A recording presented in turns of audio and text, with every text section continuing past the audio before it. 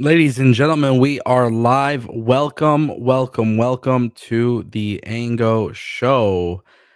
With that being said, today it is May 15th, 2025. I'm joined by Billy TKO, and today we are live. We're going to talk a little bit about AEW Dynamite, and this will probably turn into a conversation that leads to conversations about other things, but that's why the Ango Show Live is such a fun live experience, because honestly, we do tend to have some really good conversations. And I want to say shout out to everybody here watching us. We do have a super chat goal active.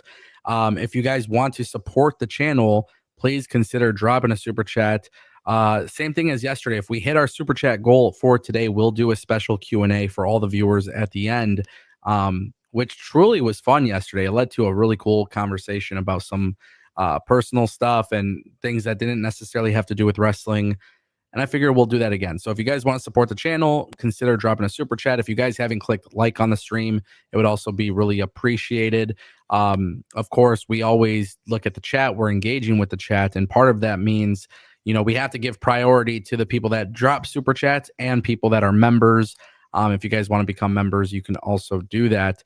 Billy TKO, thank you for joining me today. Ango, what's going on, man? Not much, brother. Not much. Last night was AEW Dynamite. Got a lot of things to take away from it. There's some good, there's some bad. I know when I was talking to you earlier off stream, you did not seem too keen on this episode of Dynamite. And we don't actually normally review Dynamite as of late. It's kind of been a minute, but there was things I liked about Dynamite, and then there's things that I just didn't like about Dynamite, and I want to talk about it. And I know you watched it. So just as we've done with our last few streams, without getting too in depth with it, what was like your overall opinion on what you saw last night? You're gonna ask me this and tell me not to get too in depth with it. All right. My overall takeaway from AEW was cluster. A lot of lingering questions, which seem to be like a continuous topic when we talk about AEW. And again, a person who has tried to go back and try to like re-get back that feeling of what AEW was. It's so weird because I still watch, and people may feel opposite of this, but I still watch sometimes thinking that there's going to be some kind of like, something may happen, and that's not a good thing. You shouldn't watch like that. So like, for instance, the MJF Hurt Syndicate thing, I was like, oh, they're probably going to bring out Cedric Alexander here. And instead, they just kind of let something play out. Now, again, it's still going to play out. But the show overall was not for me last night. As much as I want to sit here and say like, oh yeah, like there were some things that I enjoyed, some things that I didn't. While yes, that is true, it just seems like the same thing with AEW that we've kind of been saying. You watch it and that there's just something missing there. It's not connecting. Yeah, I mean, I think yesterday's episode had some good things and some things I just absolutely despise. And, I want to be very, very clear here, because I know that everybody just tends to think like, oh, Ango just, he's just so anti AEW, and he doesn't really have like a valuable opinion on the criticism of AEW. I feel like my opinion on AEW is probably the most valid out of every content creator in the space, just because of how much I thoroughly cover the product. And so today, it's not just a bash fest. I'm going to tell you guys why I think things should have been done differently and how they can fix things. Because the reality is that AEW yesterday, like, and I see it like people on social media, Mina Shirakawa comes in and she does great, right? And she wins, and she's going to go to Double or Nothing against Tony Storm, and like, woo, this is great, right? But that overshadows Sky Blue, right? Yep. Like, I don't know, like it's just there's things that this company does that I don't understand why. It's too much happening at once. Boom. Things need to breathe. Yes, I think that's what it is it feels like a constant amount of cluster just kind of all balled into one. And I know some people aren't going to like that, but It really does. It feels like as fast paced as it is, there's no room to breathe. There's no picking up anything. Yes, you can go out there and you can have a great tag team match like they did last night. You know what I mean? But if the show's not breathing, then that match doesn't get the praise that maybe it deserves, right? Because the rest of your show's not breathing. So I'm gonna throw this out here, right? Like I want to talk about this, and we'll start with this because this was one of the things I don't like. Mhm. Because I think maybe people watch my live streams and maybe they think I'm just absolutely dumb, which is cool. I don't care if you do, but I'm not an idiot. You know, Sky Blue just came back from an injury, right? But before Sky Blue was injured, she was incredibly over, right? For sure. And so this is what I mean about not letting things breathe and just making the wrong decisions. You have a fatal four-way match where Mina Shirakawa comes in and she's getting an immediate push. Great. I have nothing against that. There's no problem with that, right? Right, right. But why would you have Sky Blue return in the same match where it's not about her? Right. This was somebody who had a significant amount of value prior to getting injured. So the way I look at AEW is just you're doing things to do things, and the things that you're doing is overshadowing other things. So like this is micro analysis, but I'm going to be micro analyzing a lot more than normal in professional wrestling because these are the things that I complained about before. So, for example, I don't care if she's protected, right? To me, that's not a concern of, oh, you protected her. The point is, this is somebody who was of value to your division prior to being off of TV. Mhm. So you could protect as much as you want, but at the end of the day, the focus is on Mina Shirakawa. So why couldn't this position have gone to somebody like Queen Aminata or, you know, not Chris Statlander because obviously the Owen Cup or whatever, but like they have a plethora of women who aren't being used in this company. It could have honestly been like Deanna Perrazzo, you know, it could have been Taya Valkyrie, it could have been somebody who's not being utilized. You don't bring somebody back from an injury who is over and then let it get overshadowed by the fact that this newbie is coming in.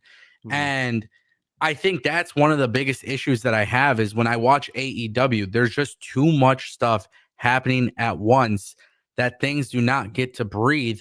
And not only they don't get to breathe, but you can't really focus on one thing because so many other things are happening at a point where they're like overstepping each other in a way. And that really bothered me because I feel like all the matches last night were great. I don't sure. have an issue with the match quality in AEW. Will Ospreay, Ricochet, you know, Kenny Omega, they could keep talking publicly about how much they're the better wrestling company than WWE, but I think they all look like idiots when they're talking about having wrestling matches that are better than another company when you can't even sell out the 3,000 seat arena, bro.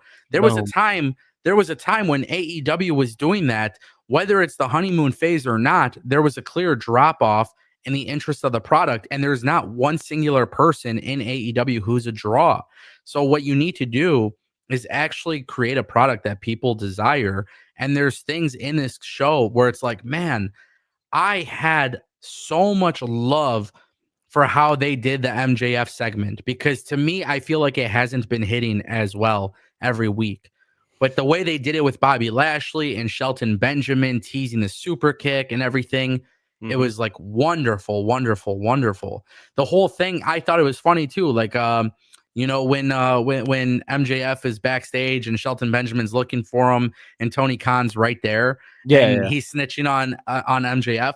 Like it's silly, it's cringy, it's corny, but it's funny and it makes it for a better thing, right? So it's like it makes it a better watching experience.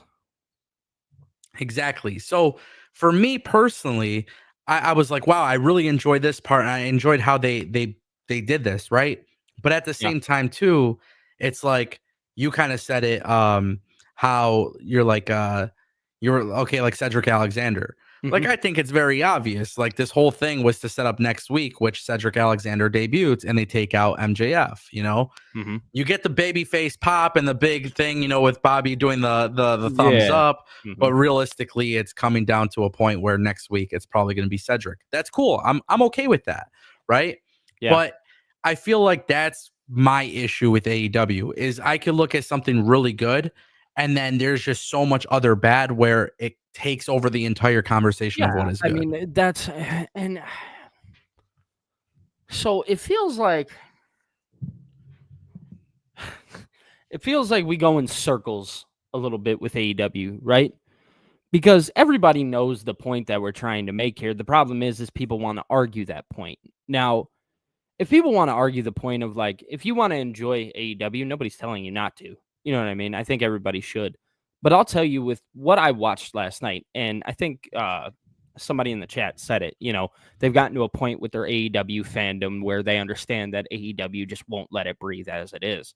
So, okay, I'll tell you like this. Me, as a fan of pro wrestling, have not become comfortable with that because me, personally, the watcher, has and expects a certain level of respect towards myself. Does that make sense? Yeah. So I won't belittle my standards when you've said it yourself. I'm giving up my time. I'm giving up my valuable hours to watch your product. So it's the same argument that we made in 2018 about WWE 2019, right? You're insulting my intelligence. I don't like my intelligence insulted. And people will argue and say, oh, well, they're not really insulting your intelligence. Okay. Well, what if you guys find out that I'm just like no different than you guys? I'm a casual watcher, right? What if I don't want to think every time I watch a wrestling show? What if I just want it to be told to me correctly? What if I don't want to go on Twitter and find out, well, oh, this piece connects here and this piece connects here? What if I don't want to do that? Yeah. Am I wrong for that? Seriously. No, I'm not, right? And that is my problem with AEW. I feel like I'm always trying to have to connect the dot or, oh, look back to here and think about this. And people will make the argument, oh, well, WWE does the exact same thing. But WWE is constantly telling me stories in a way that is digestible. And it may just be different for you. And guess what? That's okay. But when I see, for instance, something like Gabe Kidd, right? Yeah. I see Gabe Kidd come out there. Why does he have to be a part of the Death Rider story? For what? Why is he just being slotted in there as somebody? And I understand because I already know what people are going to say with that. Mhm. I get it. I know where he comes from. I know his background. I know all of that stuff. At the end of the day, I have not been told anything about Gabe Kidd. Again, what if I am a casual watcher? Not saying that I am, but what if I am? And you are not telling me anything about who this gentleman is. Oh, well, he had a match on Collision. I don't watch Collision. Hate to be the bearer of bad news. So who is he? Why is he so important here? Yeah. What's his importance level? You haven't told me anything. You didn't tease it. You didn't do nothing. I don't know. Excuse my frustration, but I digest. Yeah, I think, well, if you want to talk about the Gabe Kidd situation, I mean, it makes sense. It does make sense. And I think your concern is valid, but for a different reason that you're not saying. And I think really what it comes down to, and this is just a me thing that I've noticed, where I think WWE and TNA have done really good with this. Honestly, I give a lot of props even to like New Japan when they have the American commentators. Yeah. When something from the past happens, It's a and commentating issue. I think commentary should bridge that gap, right? So Mhm. there's been times where things have happened in WWE TV where it's like, oh, we did see this before. Oh Mhm. my God, it makes sense. Oh, son of a Right. bitch, how do they do that? Blah, blah, right? With AEW, it's like Gabe Kidd shows up and he has every valid reason to be aligned with the elite. Right. Because if you look at Gabe Kidd, right, from the promo standpoint, he's been anti AEW, right? Right. He's been anti kind of everybody but New Japan. For sure. So even with New Japan too, he's kind of been anti. Like he has like this persona where it's like he's in it for himself type thing.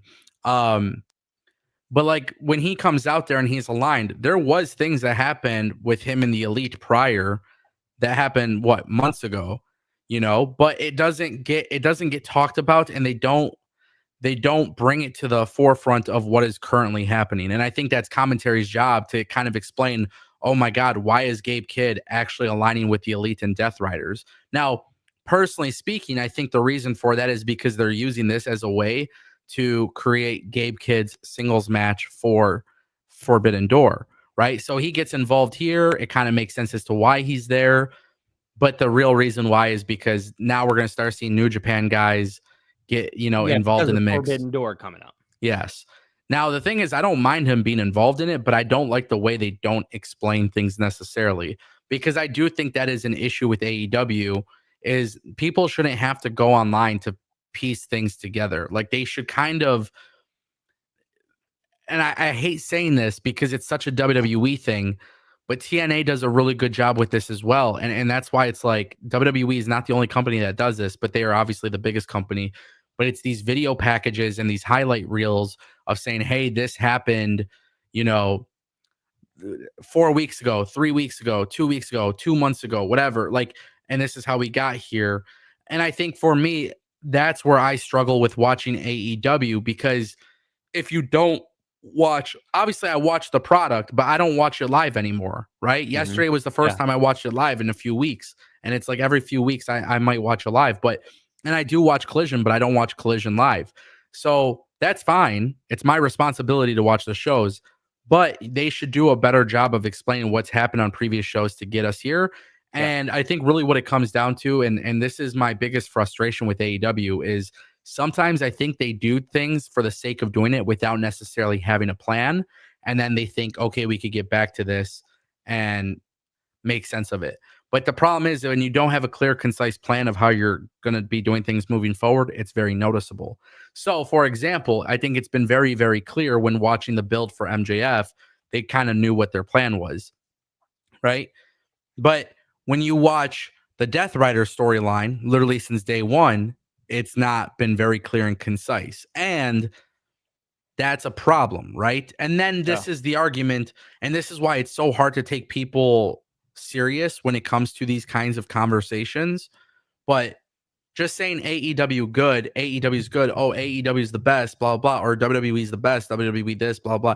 Like if you're going to talk shit or praise, you should really give reasons as to why it made sense and why it was good in the first place. Exactly. Like we could sit here, and I don't want to go like on a long rant about it, but like it's one thing for AEW to have Samoa Joe versus Jon Moxley. We got this whole thing going. It's cool, right? But when people come into my live stream chats and start bashing me for praising WWE, having John Cena and Randy Orton because of age, oh, they're just doing this. Well, it's like, hold on a second. We're not going to sit here and say WWE's fucking garbage because they have two older people wrestling for the world championship.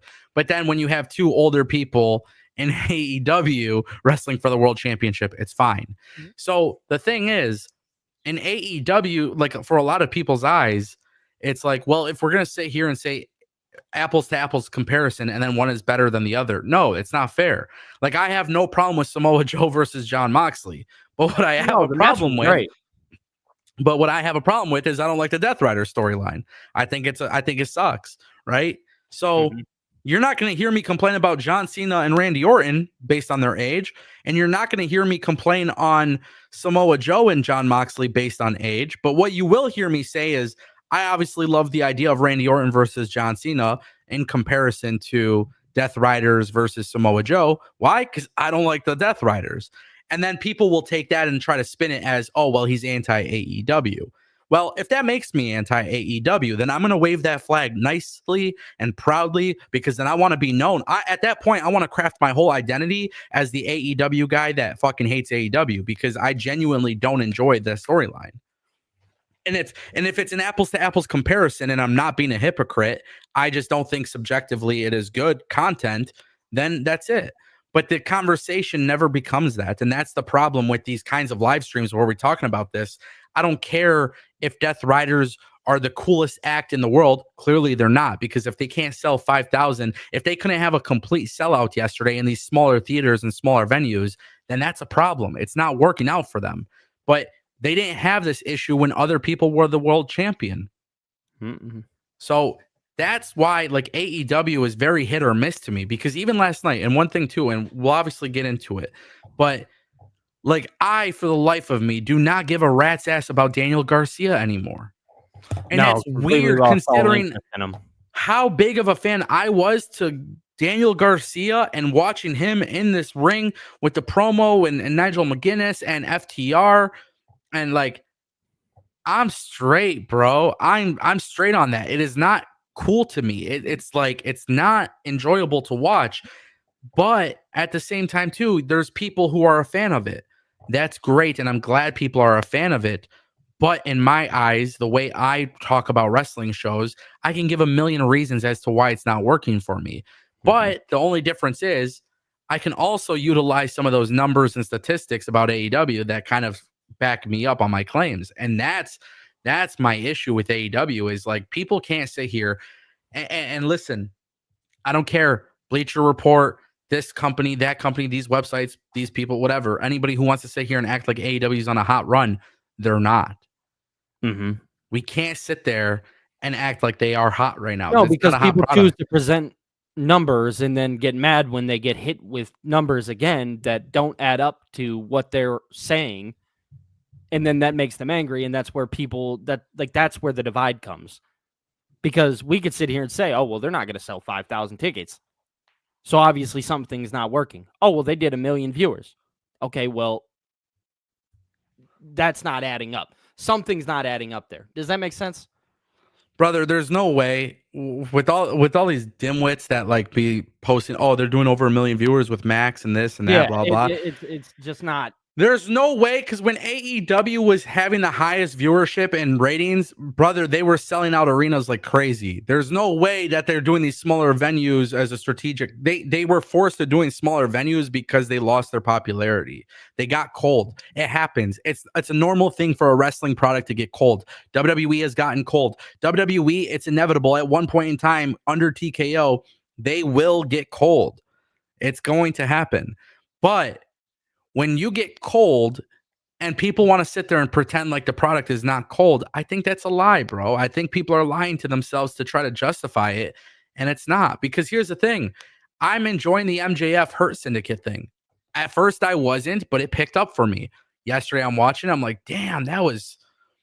The Hurt Syndicate stuff was fun. You got me. Hey, I thought Shelton was going to turn on him. I couldn't tell if Bobby was going to go thumbs up, thumbs down. I was thinking, oh my God, maybe Cedric Alexander is going to come in. No, we got that feel good moment. MJF being funny as hell, jumps on Bobby. Yeah, we did it, right? It's funny. But it wasn't the official contract signing. Next week, they announced the official contract signing. Okay, I'm starting to think maybe Cedric Alexander is going to pull up on there. And that's when they go fully heel, right? Yeah. And to me, there's a reason why I love this, right? Now, I want to say this. I know AEW won't do it, but look at Cody and MJF. Look at MJF and Wardlow. Look at Jericho and MJF. All these close relationships that he's had in the past, they always get burned, right? And it's weird because MJF always portrays a heel, but you kind of have a little bit of empathy in his situation. Yeah, because he's always getting picked on pretty much.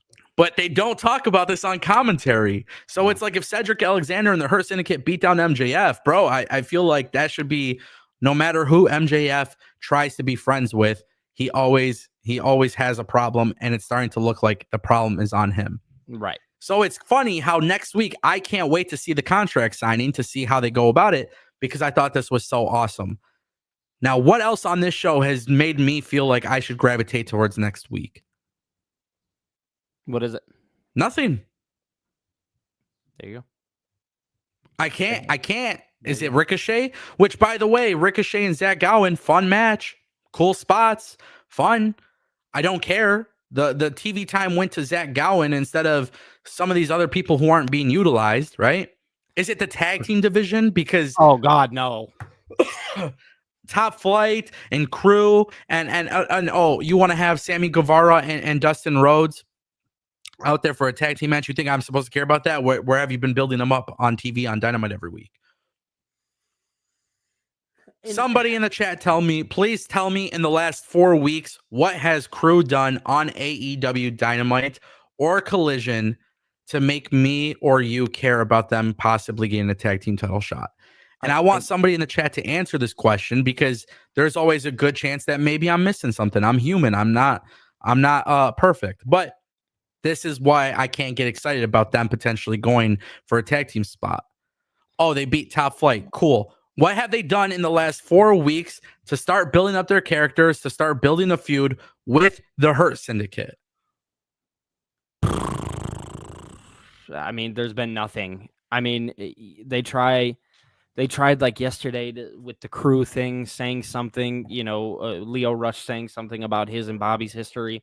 I was like, okay, maybe you have like some defense there, but even then they're not really talking about that on TV. So it's just hard to make sense of it.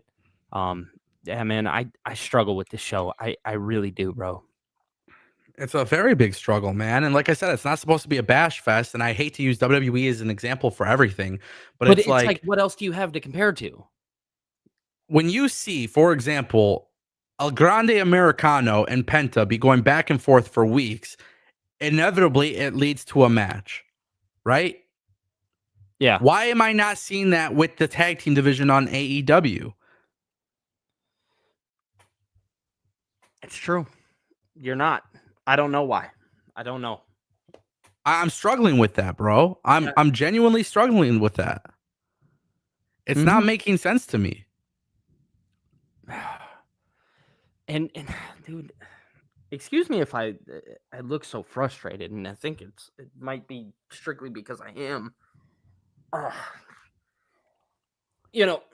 don't have like this. It's just so hard to sit down and like actually put into words sometimes where your frustration necessarily comes from.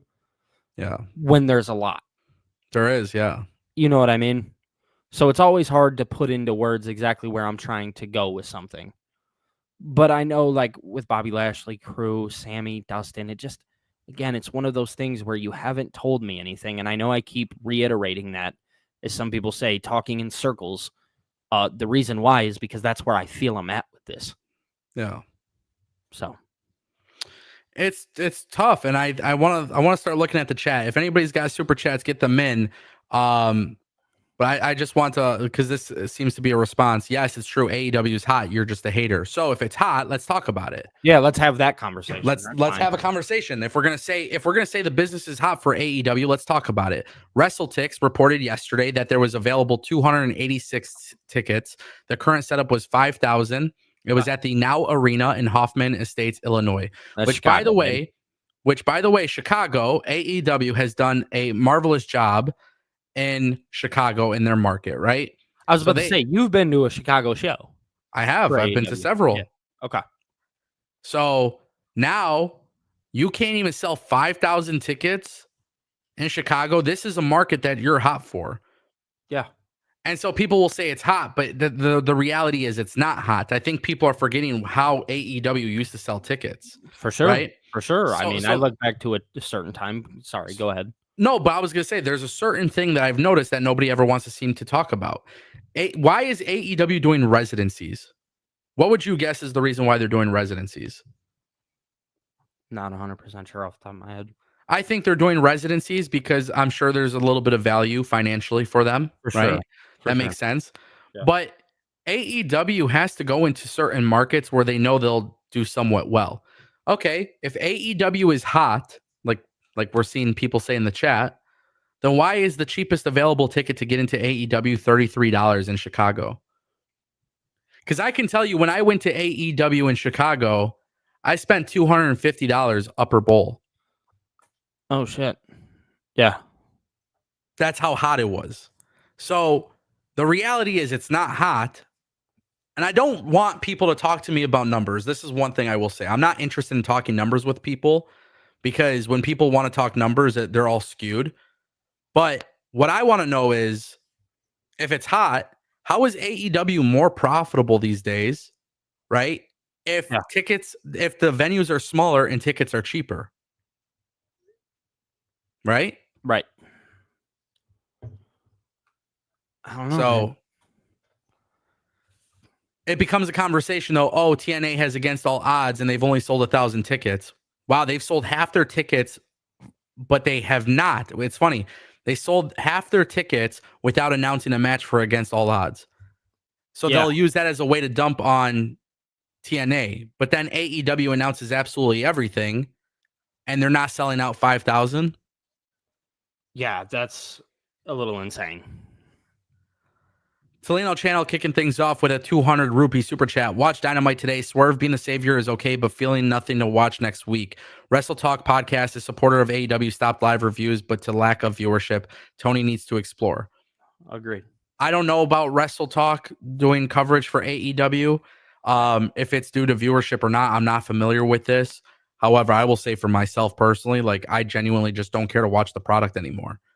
It's very difficult for me to watch and cover a product where it's just 90% of it is negative.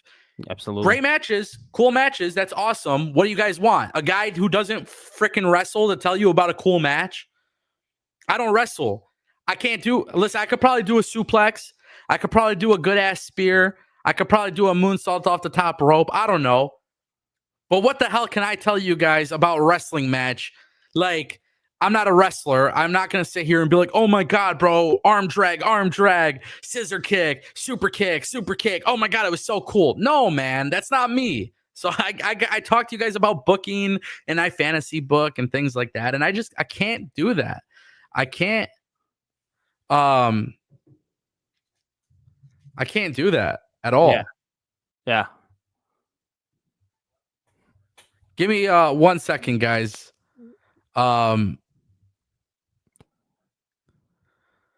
Yeah, another thing too with Wrestle Talk, I mean, if they choose not to do it because their viewership isn't good with AEW, I mean, I don't blame them.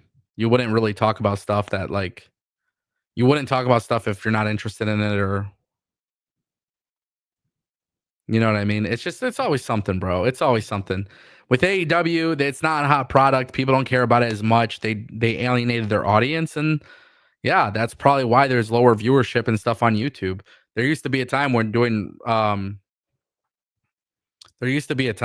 where covering would be so much better.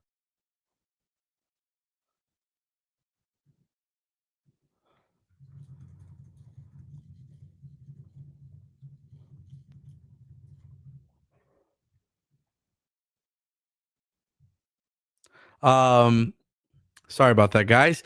Billy is going to be leaving us. He just had something come up, so he's going to have to scoot away. Not a big deal. I'll keep running the show solo. But we'll open the doors to somebody. If somebody else wants to join the channel right now, this is your free shot. I'm giving you a free opportunity. You could debate me if you want. But shout out to Tolino channel. Yeah, I think Tony needs to do a lot more exploring for AEW, and yeah, I think that's a big that's a big wish list for me. Nobody, by the way, nobody is saying that AEW is going out of business or something. Pete Rocks, the floor is yours, buddy. If you want to join, you could join. I would love to have that conversation with you. Richard Cohen dropping $2. Hey, Ango. Hey, Billy. Dynamite sucks. It's boring. Yeah, I mean, I just feel like the same thing.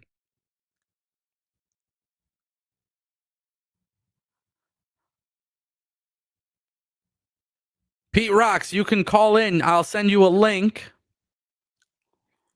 You're going to have to join with the camera, and yeah.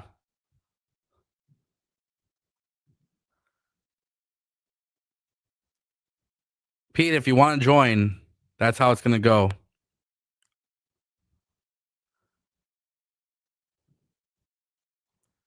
But I have to send you a link. So if you got Twitter or Discord, I got to send you the link. Pete Rocks. The floor is yours, buddy.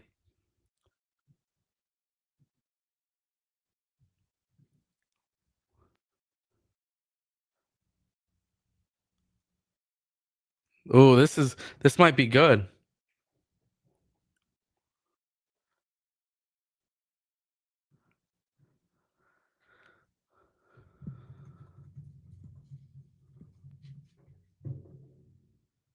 All right, Pete Rocks, you have Discord. Join the Discord server. Oh, this could be fun, guys. We might get Pete Rocks in here. Let's see what happens. Pete, are you in my server?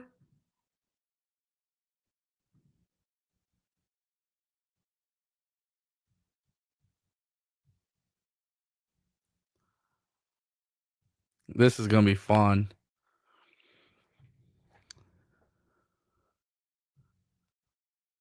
All right, Pete, what's your Discord name? Let me send a link to you on Discord.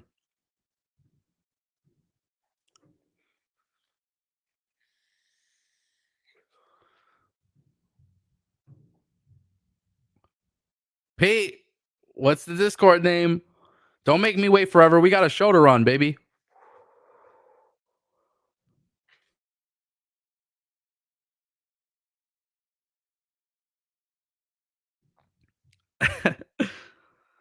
He says, hold on a sec. But yeah, back to the super chat while we wait for Pete Rocks. Richard says, yeah, Billy, hey, Ango, hey, Billy, Dynamite sucks. It's boring. Yeah, some people think it's boring. Some people don't. I don't think the matches are boring. That's the thing. I don't think their matches are boring. I don't think I watched one match last night where I was bored. You know, it's just I don't think their stories are good.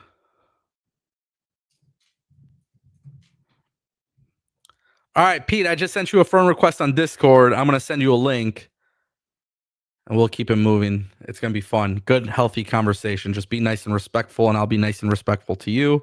And we'll have a nice little debate.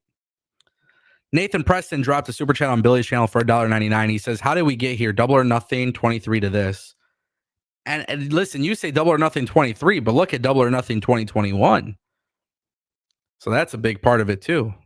You know? That's a very big part of it.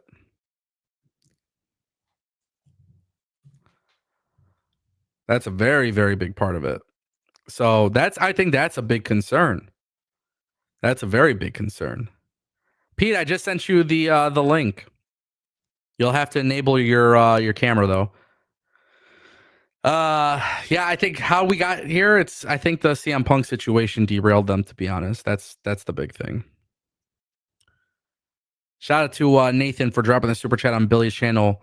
The wrestling old head dropped $5. He says, do you think Gabe Kidd showing up with the Death Riders and Elite is to make way for the return of Eddie Kingston? I would love for that to happen. I would love for that to happen. That's to me, Eddie Kingston. Like, I miss Eddie Kingston, bro. I miss Eddie Kingston. So if this is a way to get him in, that's great. But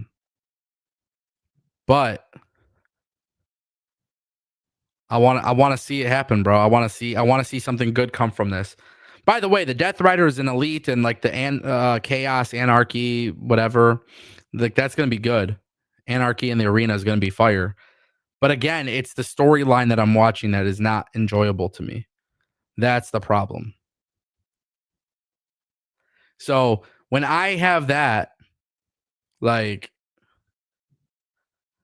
when I have a storyline that I don't enjoy, I'm not invested in it. I know the matches are going to be good. AEW's matches are always good. That's never been a concern. All right, we got Pete Rocks joining us. Shout out to the wrestling old head. All right, Pete. Yo, what's up? What's up, buddy? How are you? Good. Thanks for having me. Appreciate it. Of course. Thank you for joining us. All I ask Celtics, is because, by the way, go Celtics. I'm a Celtics fan. You're a Celtics fan? Hell yeah. Pete, you can't be a Celtics fan. Why? I got to remove you. I'm kidding. I know you're a Pistons fan. That's all. It's all good. Yeah, I know. Well, anyways, only thing I ask is because we're live, just be respectful. Let's not swear back and forth. But you're an interesting guy. You're an interesting guy. It's very rare where I bring a viewer into the chat, but I gotta stir up some controversy.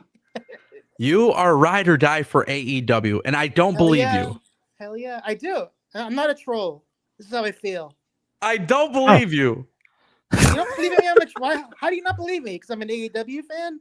I can't. I just don't believe you, Pete. How so? Because am I a troll because I disagree with you with your comments? No, I think anytime I even say something somewhat valid, okay, you will sit there and disagree, and that's where I think you troll. It's not a troll though. That's how I feel.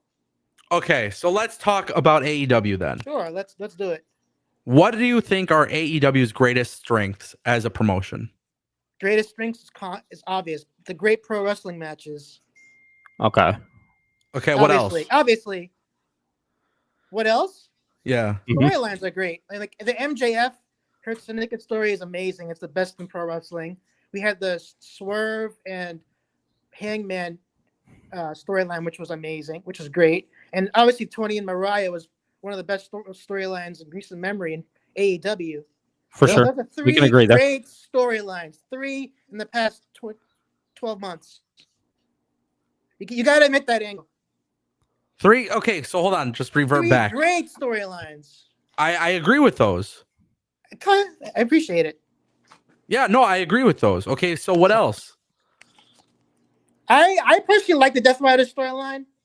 Yeah. I know. I can understand I can understand why you don't like it, because I have a friend who doesn't like it either, and he's an AEW fan. But I just think it's great because you don't want to have a heel faction gets a face pop like the Bloodline or Mhm. For sure. like Yeah. like Hurt Syndicate. They were supposed to be heels and other faces because the fans love them. So Right? do you think though people are booing the Death Riders because they're heels, or do you think they're booing them because they stink? Because they're heels, and look what Mox is doing with the title. They want I him don't to think title, and that's look the what he's case. doing. Okay, so let me ask you, because like this is where I'm gonna disagree with you, right? Okay, that's fine. And that's obviously we're just having a conversation. Which, by the way, thank you for This is coming fun. in. Thank you. I appreciate it. Of On my course, lunch break. On my lunch break Awesome. from work. I love it. I love it. So the thing is, when you see AEW in the past have heel champions, right? Mhm. And I'll go to MJF as an example. Mhm. Me and you could both probably agree that MJF, it's cool to boo him. He's a MJF good is heel. great. Yeah, he's a great talent, but it's fun to boo him. We all like Absolutely. MJF. He's a We cool all heel. respect He's him. like Roman Reigns was a cool heel. Yes, but That's my point. yeah, but I do think people still booed MJF for the simple fact that he actually portrayed a heel, like through Oh. all aspects of his character. Mhm. Definitely. Like he would insult the crowd. Yeah. Now, would you argue that AEW was hotter when MJF was world champion or when the Death Riders were champion? Was it hard? So like 2 years ago? When was Yeah. MJF champion? 2 years ago? Just define hot. Are you talking about viewership only? No, I'm not talking viewership because I'm not talking about ratings, but I'm talking about Okay. ticket sales. Ticket sales. Well, they've obviously gone to the smaller venues, Mhm. which I think is really cool because it differentiates themselves from the WWE.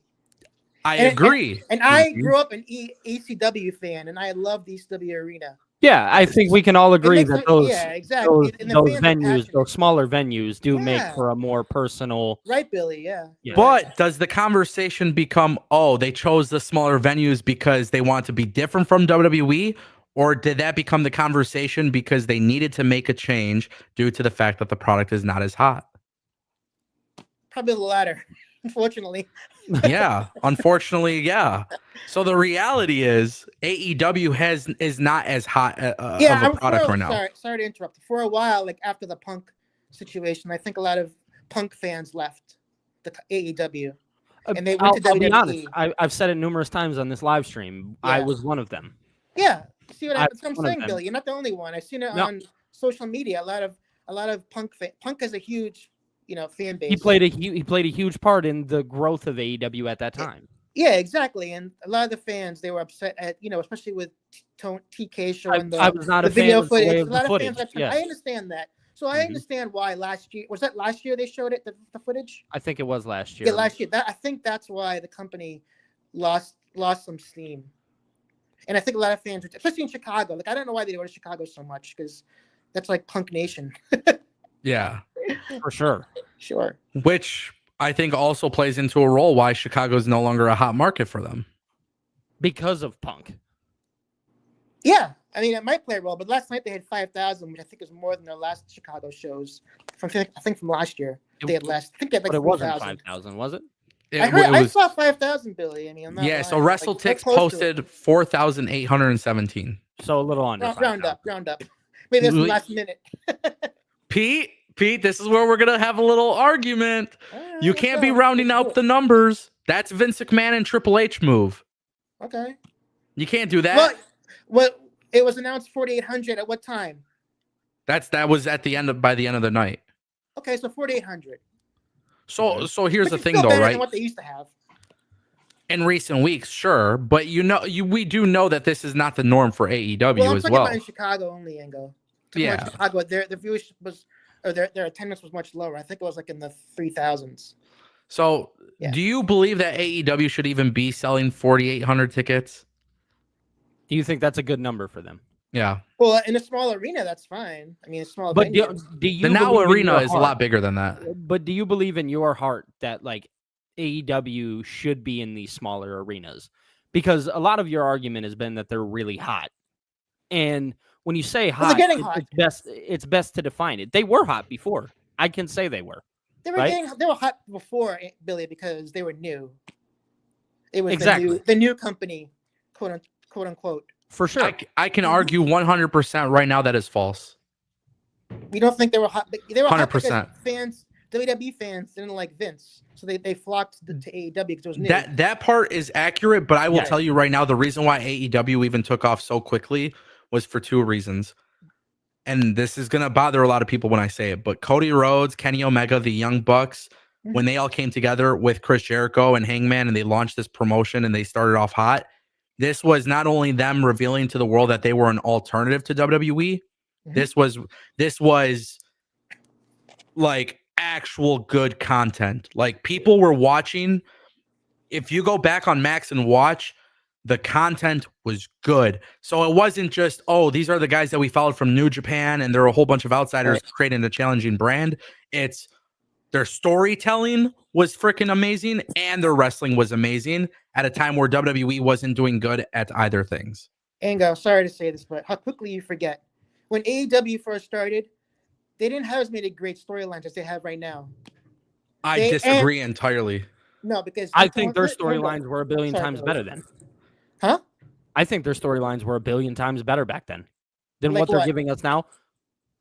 I mean, Well, the Hangman stuff. yeah, Hangman, Okay. Kenny, that was amazing. Hangman. Right? Okay, no Dark question Order. about it. Dark Order, that was great, right? I mean, it was Dark Order with Brody. You With know, Brody, with Hangman, with everything. my That was buddy good, right? Nate, Is that my better buddy than Nate, Swerve and Hangman? Come on. my buddy Nate dropped a super chat on this channel just a little bit ago talking about the four pillars when they put a lot of emphasis on those guys. Sure. You The know, roster now is much better than back then too. Say that one more time. The You go. roster is much better now than it was back then too. The roster. So that's the problem that I have though, is when you have this much of a deep roster, it shouldn't be that much of a struggle to get through a show, bro. And there's only 4 hours of wrestling before they had 5. 4 hours of TV, I should say. But And they had AEW Dark on YouTube. of course, Yeah. I Yeah, watched that's- it all and I covered That's it all. 7 hours.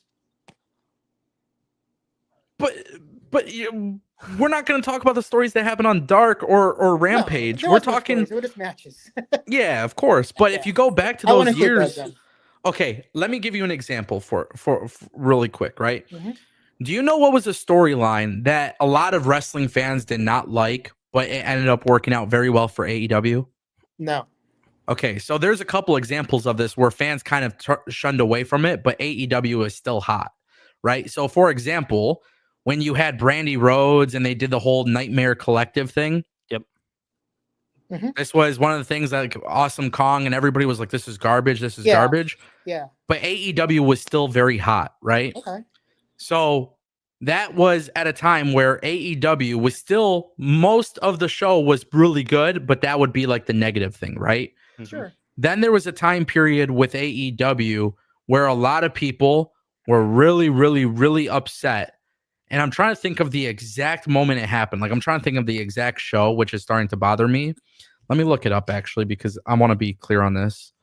I want to see exactly when it was and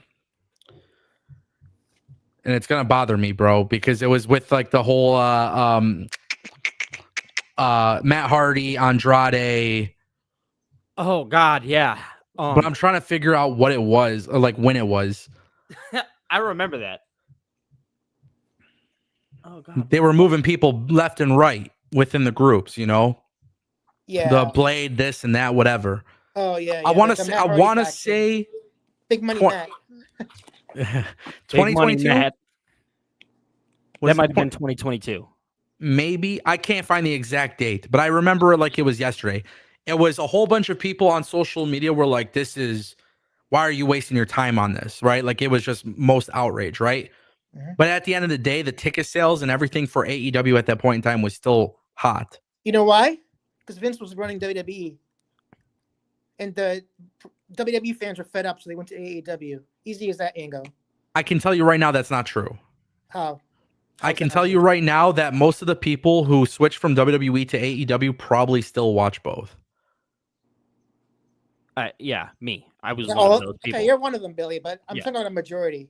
I They think went you're back. you're right. You're right in the sense, though, not to cut you off, but you are right in the sense that people obviously flocked to AEW because Vince was bad. Right.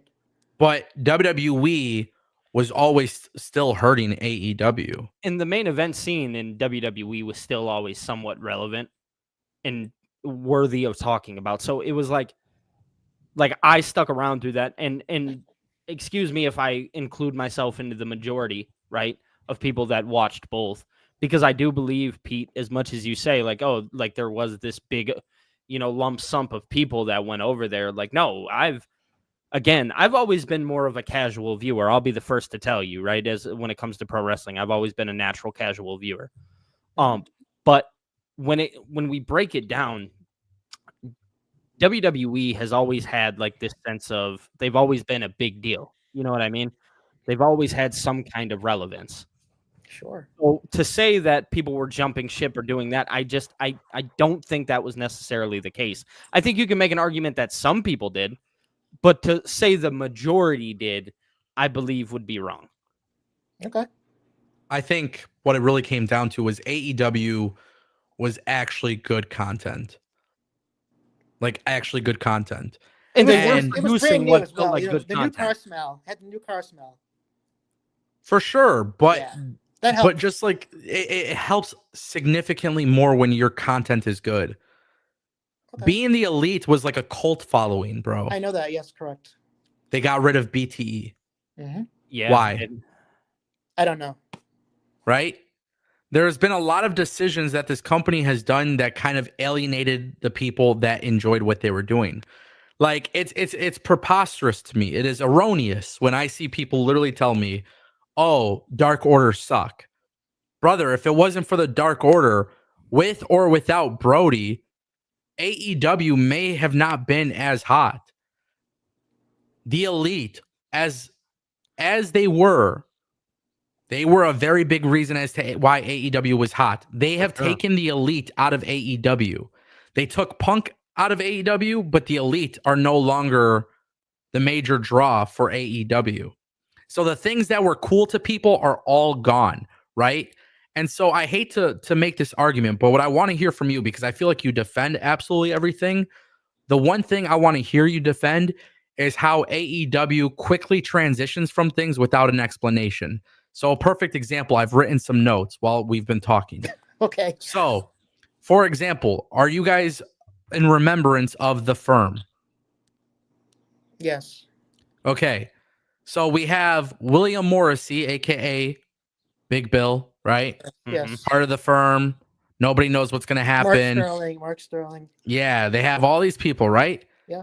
Eventually, what happens to these groups? Same thing with Butcher and the Blade and Helico, all these guys. They're all in one group at one point, whether it's The Firm, whether it's this group, that group. It doesn't matter. You know my point. The point is that there's been many groups where people are in it and they're gone. Don Okay. Callis family, Powerhouse Hobbs, stuff like that. So how do you defend when AEW pivots away from something without explaining it? Well, the Don Callis family, I mean, look at how many injuries they've had. Sure. That's a major factor in the Don Callis family specifically. But without an explanation? Well, Don't you you want to think have even a with faction of injury? two? Because Then I have can action I, then. I can argue that point real fast with just and this isn't even like an occurrence of an injury. Like this is two people that got released when I watched NXT, and Tatum Paxley. Obviously, we all heard the news, and then she plays into the fact that her friends are gone, right? That is very, very much like an explanation of why these people are gone. She's losing her mind. She's losing her mind because they're gone. They're telling me that story. And I even said yesterday, as much as I don't like it, it still makes sense. Explanation is needed in a lot of these places. That's the biggest thing that I've actually realized with AEW. That's why people honestly like you could throw in the Punk situation, you could throw in Jack Perry, whatever. But I feel like AEW since day one, and this was something I used to say in my early coverage of AEW, is that I don't like the way they pivot away from things without explanation. So the way people are in storylines, the way people are in feuds, the reason why things are happening is not being properly explained. Okay. So I'll my give you argument, that. but that's the thing, right? Like, I appreciate you giving me that, but your tone and the tune that you're singing right now live isn't necessarily the same as in chat because you defend absolutely everything. Okay. Well, I can't type a paragraph in chat. I mean, I can you know, this is a conversation. This is what I want, as opposed to talking to. I'm usually talking to people in chat. Yeah, for sure. I'm not talking to you guys. I mean, sometimes I am, but it's hard. It's hard. I only do like one or two sentences. I can't do. Yeah. See, and four that's the thing. A paragraph. So now I want you to defend why AEW is better than WWE, which, by the way, you're allowed to think. I'm just letting you know. But I just want to hear from you why you genuinely believe it, because you always be talking like, "Oh, they're professional wrestling," and I just want to hear from your mouth. Easy. You just said it. All right. I'm a huge pro wrestling fan, and I got fed up with I don't watch WWE anymore. I canceled Netflix. I just can't watch it. It's such a. I call Triple H Vince McMahon 2.0. He literally is. If you look at the format, every Raw and Raw. We'll talk about Raw and SmackDown. We'll talk about Raw. Every show starts with a 30-minute promo. Every show. It's so boring. I mean, yeah. So we're not a fan of entertainment. I got it. Okay, then it goes. I'm with you. I can write the show. I can write the formatting. 30-minute promo, backstage, commercial. Oh, here comes an entrance. Go to commercial. Here comes the wrestler's opponent. 5-6-minute match. Go to promo, commercial. Every show, 30-minute promo. If you look at I'm serious, Anchor. I'm not joking. If you look at the time of actual in-ring action in a 3-hour Raw, it's like 40 minutes in 3 hours. I mean, how can you call that a pro wrestling show if it's 40 minutes? So 40 minutes in 3 hours. No. That's Rampage at 40 minutes in 1 hour. Okay, fair. Because again, we're talking about something subjective. But AEW has opened up shows with promos. So what's rarely? But they mix it up. But they have. Okay. Sure. I mean, you have to mix it up. So you have to. And WWE hasn't opened up every single show, by the way. Every show is a promo. Not every single one. That'd be false. No, okay. I could go back and find you shows that did not. Yeah, please, Uncle, let me know. Let me know. I'll personally go back for you, Pete. Yeah, thank you. I appreciate it, Billy. My point I can't think of a time when I like I said, I don't watch the shows. Every time I listen to a review, it always starts with a promo. Always. Yeah. SmackDown promo. Which is fair. Cody's I'm not starting Raw. How many times did Cody open SmackDown? Yes, and I'm not. Listen, that's subjective. You're allowed to like that. I'm not saying it's a bad thing. I'm just making a point. But I actually think there's a lot of similarities between AEW and WWE, where AEW actually falls. I think where AEW falls short is the fact that they don't actually do the promos and the stuff that WWE does. Right.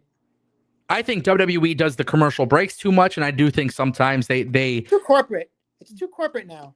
But that's been the way it's always been. That's how WWE now is. It's worse than ever with the marketing on the mats. Yeah, so many things do that. I mean, that's tough because AEW promotes like a fuck.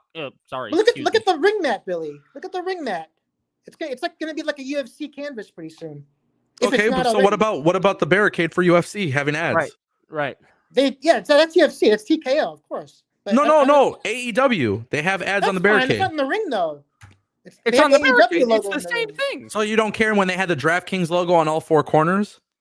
That's different. That's not the ring mat itself. So you're mad at the ring mat? No, it was literally on the mat. They had DraftKings on all four corners. I remember that. Yes, that's okay. DraftKings. They don't do it anymore though. Okay, I think there's an argument to be made that they have a harder time getting advertisers. I think that has more to do with the fact that they can't get advertisers. They have advertisers, trust me. They have a lot of commercials. Yeah, they have DraftKings. They're all around. That's kind of like they have sponsors. Pete, I'm going to tell you something, and I mean this. Woo Energy, come on, Billy. Remember that? Oh, the Woo Energy thing, don't even get me started on that. That was a big blunder by AEW. But I'm just saying, just so you know, just so you're aware, and like I'm being serious when I say this, I think the things that you're saying that you hate about WWE, I'm telling you right now, if Tony Khan could do all of those things, if his business was hot enough, I can assure you that Tony Khan would do that. And I have a lot of reasons to believe that. But he doesn't want to do. He doesn't want to make AEW WWE 2.0. AEW is the alternative to WWE. So It's the alternative. TK is not going to stray from that.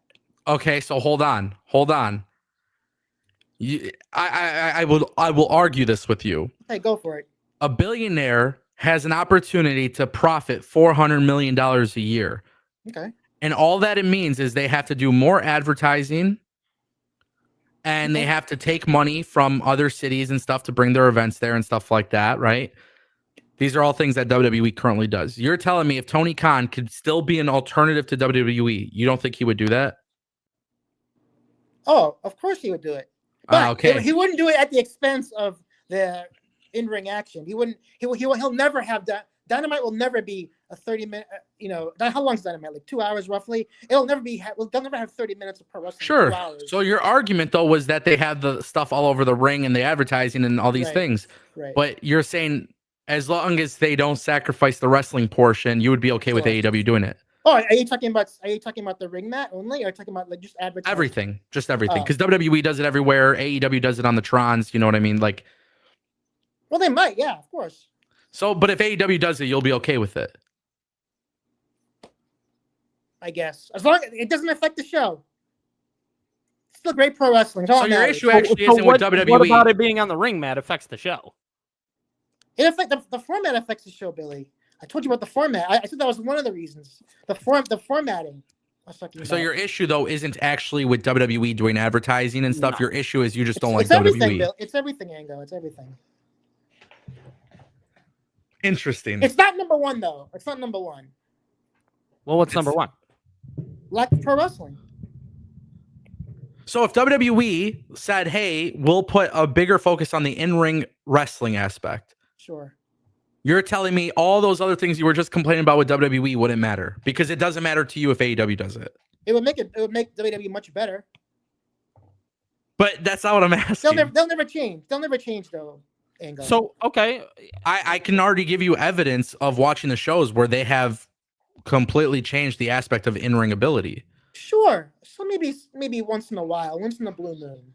No, I think you can argue every week there's one great match. I mean, Okay, one great match. Come on, one great match in a 3-hour show. Come on, what was the best match of the night last night for Dynamite for you? the opener. The opener? Hell the yeah. tag match. Yeah. Hell yeah. Okay. Will Ospreay is What, the best in the world. okay, what was the worst match? Sorry, What I was the didn't hear worst you. match last night? Obviously, the squash match. Yeah? Yeah. Why? Tell me. But the whole point of that match was for the MJF segment. 'Cause that's the storyline. Oh. Yeah, of course. Oh, Pete! Yeah, there you go. You like storylines. You like Obviously, I like storytelling. storylines. Storytelling's important, Pete. Oh, here it is, of course. The I match look for quality is wrestling, too. willing to be shittier if the storyline is better. So you're Storylines are actually a better. WWE fan. No. But WWE has shit storylines. Oh, okay. We We're not. know We, that. we can't debate that because that's Okay. subjective. You might like pineapples. You might not. You know. Right. Everything's subjective here. I mean, look But- at the WrestleMania aftermath. Oh, that's funny, bro. WrestleMania aftermath. What? The company's still hot. Well, I'm talking about from the fans. Everyone hated that ending. Which one?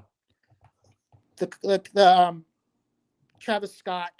Yeah. Yeah. it's- Everyone didn't like that. Yeah. Everyone hated on it.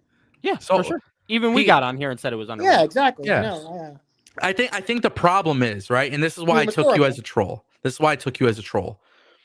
I think, and I still kind of think you're trolling, but No.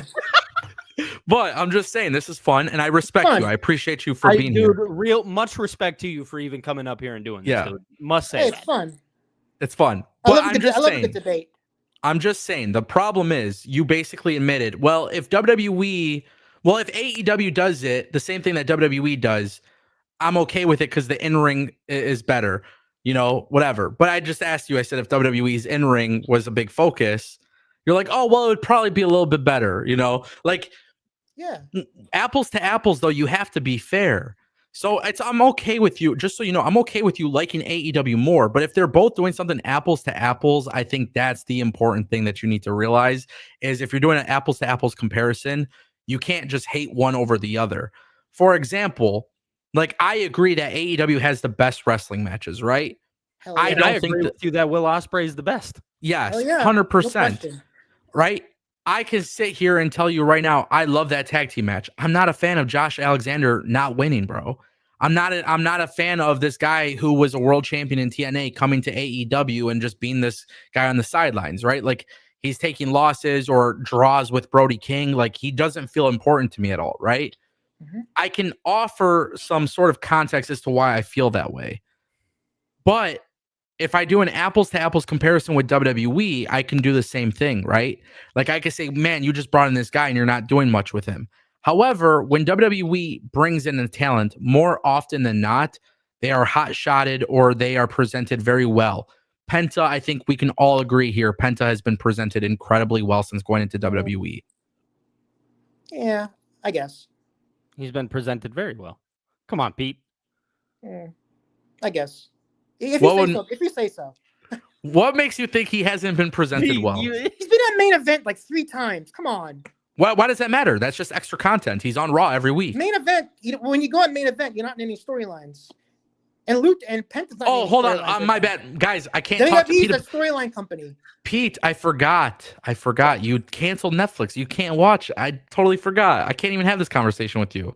You don't I'm watch on the Twitter. product. I'm on X. I know. No. You could watch highlights and whatever, but you're missing the context of the Yeah, story, not right? I watch getting the reviews. full- you're not getting the full effect. You're not I getting. watch. the full I watch effect. reviews. We could I sit here and have a read- I can read discussion the- back I and can forth read with the it main all day, events. but you're not getting the whole effect. Yeah, How so? because you You're canceled not watching. Netflix. I don't have Netflix. No, I canceled the two. I know, so you can't watch Raw. So You're just not watching the coming on show. here- So what No, you're but saying is I can see the results. Yeah, you Yeah, can see but the results all day. Penta's I can see been- the results of AEW. Doesn't mean I can be having that conversation perfectly clear. I can't. Okay. And he I didn't win can't have that WrestleMania. conversation. He lost So, WrestleMania. wait. I saw WrestleMania. So you watch WrestleMania. So we could have a Yeah. conversation about WrestleMania then. Sure. Because if you watch WrestleMania, then hey, but what we can't have a conversation if you weren't watching Raw, we can't talk about the build to WrestleMania. We can't know about talk the about how storylines. things led up to that point. I know about the storylines though. I watch the reviews. I follow it, but I don't watch. It's tough, man. It's tough if you don't No, watch the you show. you can follow. It's easy in this day and age. it's very No. simple. No, because you're coming from a biased standpoint. Do you see how that kind of adds up? There's a bias there. If you're just going with like, oh well, this person won, this person lost, this person won, this person lost, and there was a promo here and a promo there, and I watched like a 1 minute highlight that WWE posted or something along those lines. It comes from a biased place. So if you're watching with bias, then you're never actually going to respect the show. You're never going to enjoy the show. You're never going to enjoy the product. So having that conversation just becomes diluted. I mean, I think it's hard to talk about a storyline with somebody who doesn't watch the show. I can read the results. so- I can watch your live stream. I can watch reviews. I They go understand, over but everything. no, but here's the thing though, right? Like for example, Thekla's being teased on AEW television, right? Yeah. Okay.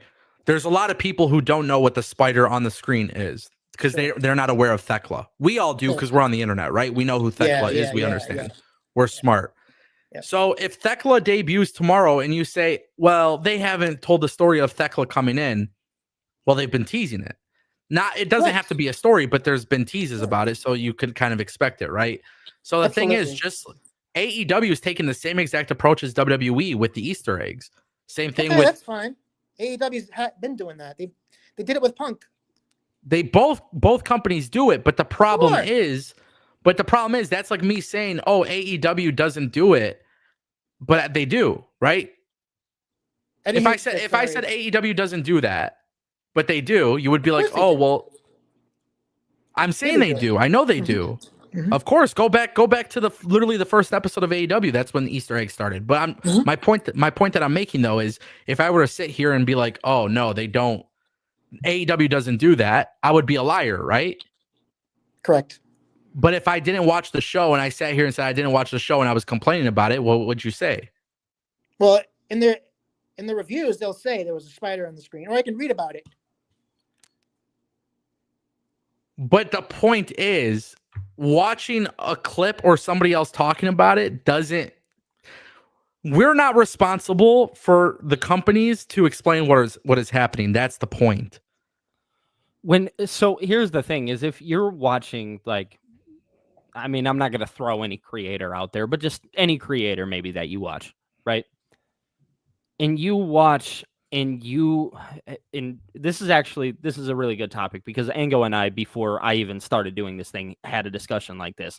If you're watching people and basing your decisions and how you feel on what others may think, and I'm not saying, Pete, that's 100% what is happening, but you're telling me right now that you've canceled Netflix, you're not watching the show, and you're just reading about it.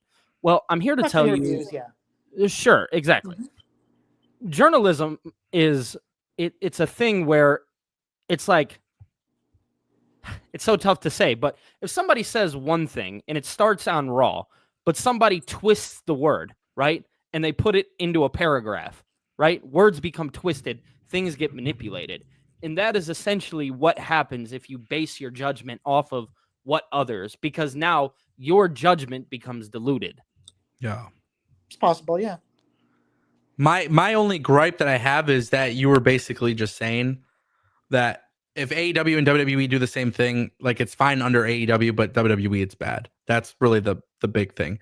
And so that's where I think maybe, again, if you are, I think this is my issue, right? It's so easy to say something's bad, but if you're not watching it, or you're coming in with this mental note of, well, WWE and AEW, like, one's better than the other, it's not a fair analysis. And also, I want to preface, because Pete, you said, and I'm not saying that you have to like WWE. Kind of like Ango said, you are more than welcome to enjoy your pro wrestling. Enjoy it how you like it, right?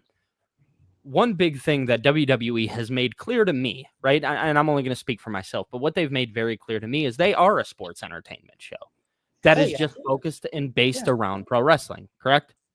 Yeah. So we can agree that Cole said they weren't a pro wrestling company anymore. Michael Cole said that. So remember.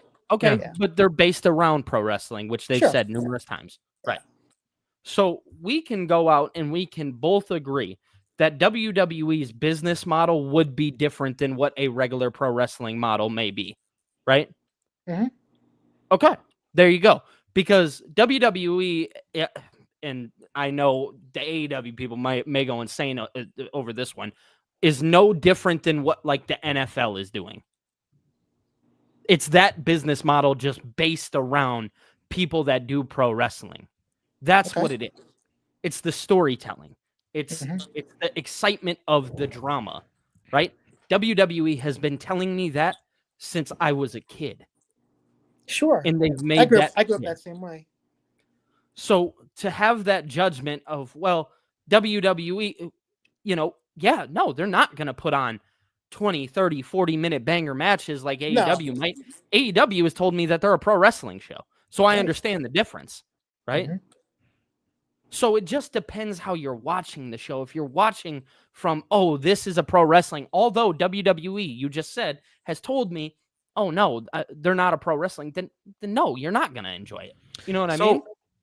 Let's switch gears for a second, because I think it's very clear that Pete, just like I said, they could both do the same thing, and he's just anti-WWE, which is fine. But sorry to interrupt. Yeah. You can go. I'm sorry. No, go ahead.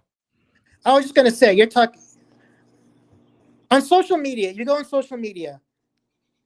I'm on X. If you go on social media and you see the comments that were made from the WWE, I'll call them shills or drones. We'll call them. Yeah, sure.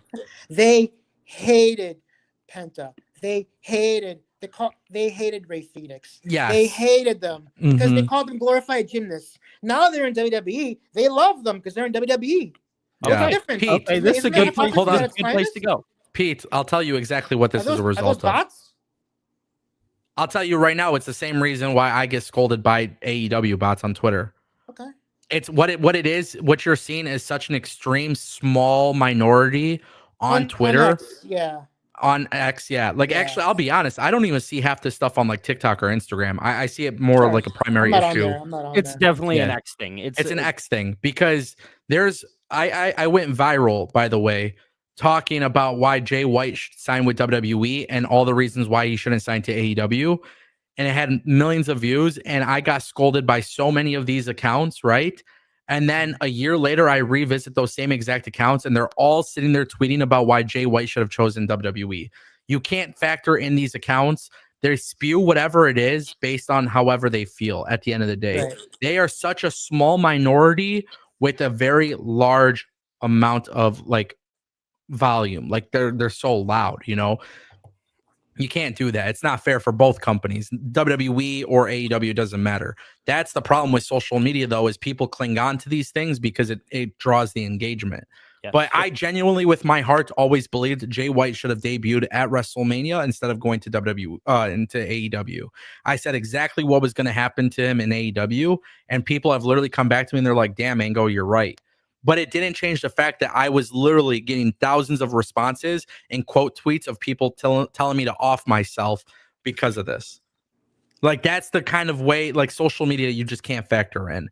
And that's why it's not even a fair conversation to value those people, because yeah, there's people that say the same thing about Penta and Phoenix, but guess what? It's on the opposite side. There's the same thing. Like, it's whatever, you know. It's, look at how many people thought they came in and said, oh, AEW got Andrade and Miro and they're game changers, and then immediately after it's like, no, they suck. Like, you can't take those people into consideration because it's not legitimate. Well, it's definitely a small percentage, very It's- small, and- very minute of the IWC. Yeah. Now, one thing I will ask you to defend, because it's the one thing I care about most. I already know where you stand on the other things, but the one thing I want you to tell me about is AEW's 1.1 million viewers that they're constantly getting, supposedly. Yes, they're getting around what 625 on cable and Sure. 500 on Max. Do Okay. the math. How do you know that they got 500,000? It was a report by a legit news journalist. BJ Bethel, BJ correct? Bethel. He's a legit, Thank you. and he also broke the AEW TV But- deal with okay. WBD. Okay. He I was one broke of the top TV first- deal. and everyone I broke the doubted TV him. deal. I broke the TV deal. No, you I'm didn't, I'm Mango. gonna run it back to that. I'm gonna run it back to that point of journalism that I just Sure. made a little bit ago. Sure. Is that things become diluted? I don't care what anybody says. You can Why make would a he lie, argument. though? Huh? Why would he lie? Why would he put his neck on the line and lie? Why? Why would he, Why? dude? Here's He the would, thing. his reputation would be out the door if he lied. No, hold on. People do that all the time. If By it the wasn't way. Hold true, on. I should say. Hold on. Here's my point. Okay. He dropped one report that says that's roughly what they get. Right, per episode. Roughly. So in your mind, you think every week, let's just add 500,000, right? The average. But we don't know that, Pete. Well, he said 500,000. I'll take him for his word. He has Okay. a source inside WBD, an executive, who told him this. Okay. You don't think for 1 second that they would come out and brag about their numbers? WBD, who, by the way, is literally like losing money. Like Sure. their company is dying. Mhm. You don't Well, I'm think sure they they would? have their reasons to not declare it. I'm sure they have their reasons. Probably for negotiating purposes. That could be valid, but if I don't you're know. a I really company, don't know.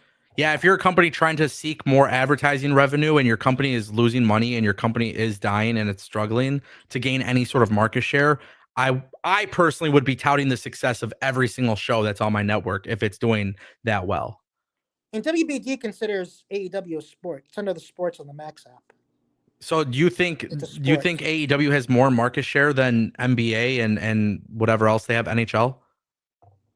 Definitely not NBA. I don't know about NHL. I mean, I couldn't I presume imagine NHL them. is more because it's a legit sport. Yeah, pro wrestling is Pro wrestling's a niche sport. We all know this. It's a niche Yeah. small fan base. yeah, but they like pro wrestling does not. Pro wrestling only loses to live sports. I mean, they beat That's everything the else. only time it does. Yeah, I mean, I've seen sometimes like Fox News might, if it's like an election year or something, they might. Sure, yeah. Yeah. On the rare, you're pretty much correct. On average, Yeah. you're right. Yeah. I'm telling you right now, the whole idea of just adding 500,000 to whatever the number is not a clear indication of what their viewership is. I'm sorry, It's a rough estimate. it's not. Okay. It's not until they make the numbers public themselves. I don't even think that's a conversation. So BJ's lying then. BJ Bethel's lying. Yes, Oh, it's he made up. possible. He got it from thin air. No, I'll disagree with you, Ango. I'm here to tell you that journalism. I'm not saying that BJ Bethel is. I'm not. That's not what I'm saying because again, there's not a clear slate line that says this is exactly what the number is. regardless of the fact, I'm here to tell you that journalism, it is one big lie. That's all it's ever been. I come on here and I don't call myself a journalist. Yeah. No. Because we're not. Yeah. We're not journalists. And Ango, you know cable is dying. Brother, I Cable know is this. dying. I was about to say, Pete, you just said it. Pete. You reported the Max deal. Pete, Yeah, I Long reported be- it. no, before AEW even had a TV deal, I already knew what AEW was. Okay. The only reason why this is my job, and thank God for AEW. I was Hell talking yeah. about the stuff. I was talking to stuff about. More wrestling, the better. More Brother, wrestling I had companies, the sources in WBD and actually it wasn't WBD. It was Warner Bros, who was owned by AT&T. You know, they had a different parent company, right? They had gotten sold, and then DirecTV, and everybody was involved. I already had sources on this. better. Okay. Before AEW launched, I knew exactly what was happening. I knew that Tony Didn't know Khan that. was a billionaire putting their money in. And I remember I would even talk about it in my videos. I said, there are other suitors. I don't believe they're leaving Warner Bros. Discovery. It doesn't make sense. Now, the real question is, how much money are they actually making? I can't sit there and tell people because I don't know those conversations. But I knew, and I had been talking about it. But my point that I'm making about the BJ Bethel situation, and this is the truth, right? He can sit here and say it's around 500,000, right? Mhm. But with streaming numbers, they need to be made public in order for people to actually claim a number. Like if Netflix, and I told you I don't even pay attention to the Netflix numbers or anything like that. I've made mention that before in streams with you. Like Because they've never said the Netflix number. Netflix will drop the tier list and they'll say, oh, it's up, down, whatever. But WWE, to me, being on streaming doesn't matter. Like same thing with Max, right?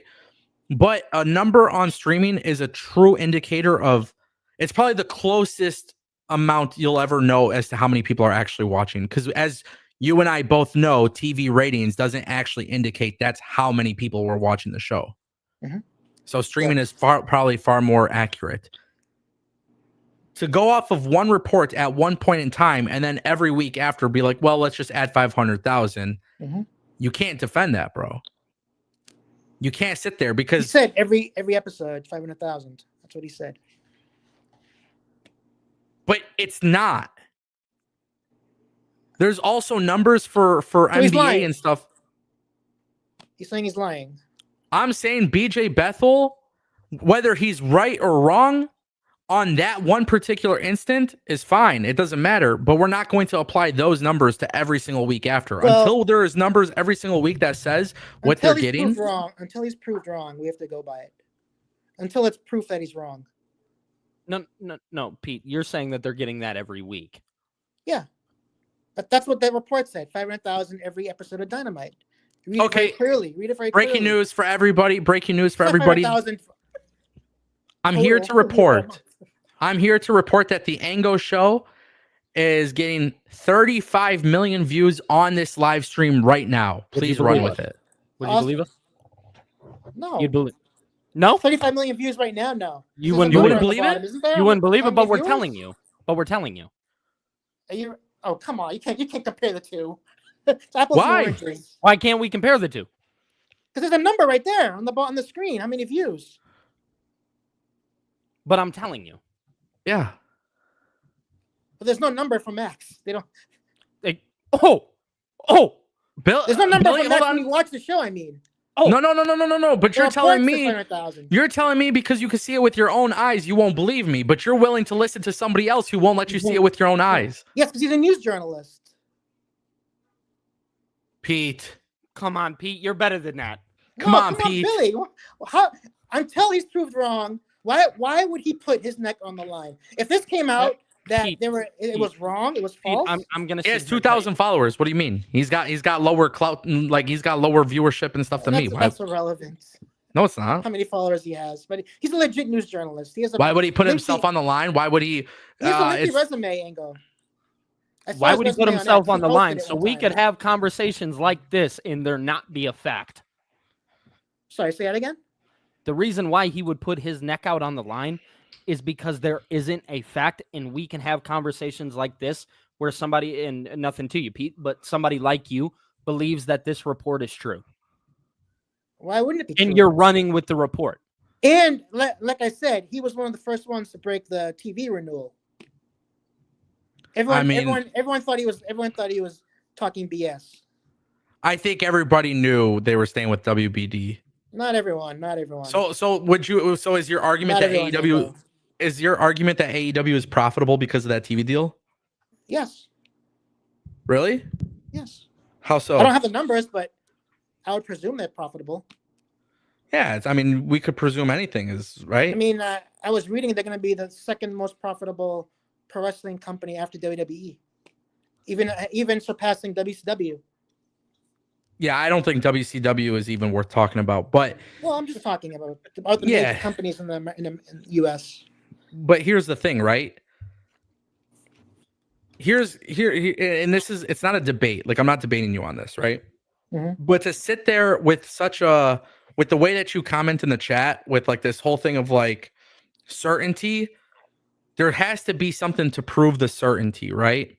Because subjectively, whether AEW is good or bad or WWE is good or bad, to me, that's not really relevant. You're gonna like what you like. That's okay, right? Mm-hmm. You might like Burger King. I might like McDonald's. That's fine.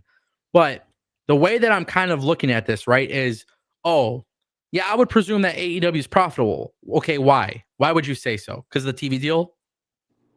Yes. Okay. From what I read. Sure. Online, yes. But AEW doesn't post the numbers online publicly. No. They're not a publicly traded company. Nope. So the thing is, it's very hard for people to talk with certainty and say they're profitable, right? Now, if we were having a conversation about this, clearly for the first 5 years of being in business under the original TV deal, they were probably not profitable. Correct. Okay. They weren't. Then they get a TV deal, but they got a TV deal. Let's just say the TV deal is that $185 million per year, right? What, $60-70 million goes to the cost of talent plus production. I don't know how much talent costs. For sure. Because again, it would be irresponsible for us to assume, right? Yeah, we don't know how much Leo Rush makes. But we'll say, let's just guess, right? We can guess for the Mercedes, Okada make. They have a bloated roster. They pay extremely well. By the way, AEW's done. They're different than WWE because they pay for talent, hotels, and travel. Mm-hmm. Yep. And there's like 3 million people. Yeah, but here's the thing, right? Nice guy, great guy. $185 million that they're making has to make up for what they weren't making in the first 5 years. Okay, plus more talent costs, all these different things, production costs. Money for. Oh, and then by the way, their product was a lot hotter, and they were able to sell their tickets for more expensive. And today they're doing smaller venues and selling for cheaper tickets. It's the cost of production didn't go down, right? Like the product isn't as hot, so we can't sit here with certainty and claim AEW is profitable or not profitable. We could sit here and say, hey, I think maybe this is why they're profitable, maybe why they're not. But to go and tout these things, oh, they get 1.1 million viewers, or hey, they're a profitable company and they're this, and this. That's the problem that I have. So when you're in the chat and sometimes you'll say things with certainty, it's like, well, hold on. You got to remember that there is nothing that actually shows 100%. Like WWE, I think I could be wrong, but it was like $432 million in profit with TKO or whatever. Great. Right? Which is huge. That's a massive amount of money. I would want WWE and AEW though to be making billions. Why? Because if they made billions, then that's even better, because that means it's even healthier. You know, as a content creator, I could get even more excited. Like there's more money coming in. So my point that I'm trying to make though is that I won't sit here with certainty and say, oh, this, and this, because there is no physical proof taking that assumption unless the numbers are made publicly. Right? And so that's the problem. So when I ask you to defend it, you really can't defend it because you're going off of a report. And that's fine. What else can we go off? What else can we go off of? But the thing is, if they're not made publicly, you can't be touting those things as facts. Some of the sources. You can't, though. You can't. It's just, you can't. It's not plausible. Like it just running with a word of mouth. I don't know. I mean, maybe it's the life that I lived, but running with the word of mouth just seems it seems dense. It seems insane, right? Because word of mouth can never fully be true. Okay, Billy Nango. The one thing you're forgetting is that the big difference now between AEW now and the last like 2-3 years is now AEW is going overseas and they're making a ton of dough. The international audience is huge. I'm here to tell you, You That's can bring me all huge. the facts. You could bring me all the facts. You could bring me all of the numbers. You could bring me all of this and that. The truth of the matter is that the numbers don't exist because they haven't been Yeah. publicated. There's one thing. There's one thing that is true. Men lie, women lie, numbers don't. If you can't bring me numbers, then there's no actual proof or fact. Well, here's the thing. Like, I agree that the international market for No AEW fun. going into the UK is awesome, right? I think it's Huge. great. Huge. But at the same time, too, there's a new argument for that, right? AEW does well in the UK, but they're not doing extremely well in the United States.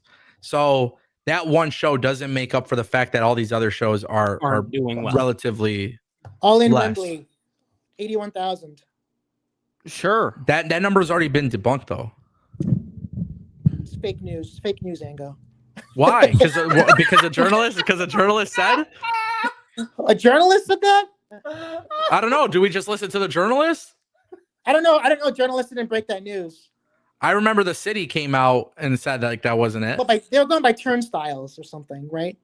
Turnstile count. I mean, come on. But see how for me it's not a big deal because 71,000, 81,000, it doesn't Yeah. matter. You know what I mean? That's a Vince McMahon thing. So I'm not gonna sit here and be like, yo, like, do you get where I'm coming from? Like, I'm not gonna sit here and place blame on AEW for exaggerating the numbers because Vince McMahon and WWE do the same thing. And to be fair, like, to me, it's not a big enough argument. But the one thing I won't do in that case is sit there and be with 100% certainty talk about it on something like that because it's who knows if it's actually true. You know what I mean? Like WWE at WrestleMania was so funny. The first night was sold out, but then the number was less than night 2, which was sold exactly. out. You Fake know, numbers. is it actually fake numbers? How can you have a sellout then the next night have more? Have more have a But here's bigger my audience? thing though. Different- Here's my thing, right? For me, if I take it at face value of what WWE and AEW says, these companies are putting it publicly out there. I don't know, but if WWE sold out, I'm not going to sit here and be like, oh, they're lying about their numbers, just like I wouldn't with AEW. Like, to me, if AEW was lying about their numbers, I wouldn't sit there and question it because it's coming from them. But if they do come out and it shows that their numbers were lies, then I'm going to call them out for it. But we can't sit here and be like, oh, well, WWE or AEW is lying about their numbers because at the end of the day, we don't know. We don't see it. Yeah. And that kind of becomes the problem. But I think really what I really think about this, though, is my gripe with you has always been that you have been so stern in the chat to being like, oh, AEW is number one. It's the best professional wrestling is. company in the world. Well, hold on. Arguing everything by saying that doesn't actually do anything for you, right? Having this conversation with me right now, what I take from it is that you are just passionate about AEW and it doesn't matter. AEW and WWE will do the same thing and you'll sit there and still say AEW is better. Everyone in the chat, WWE is better. AEW sucks. Pretty much. But you have to be different. But here's the thing, though. Don't focus on what the chat is saying because people are going talking to to the go, chat. huh? I talked to the chat in the.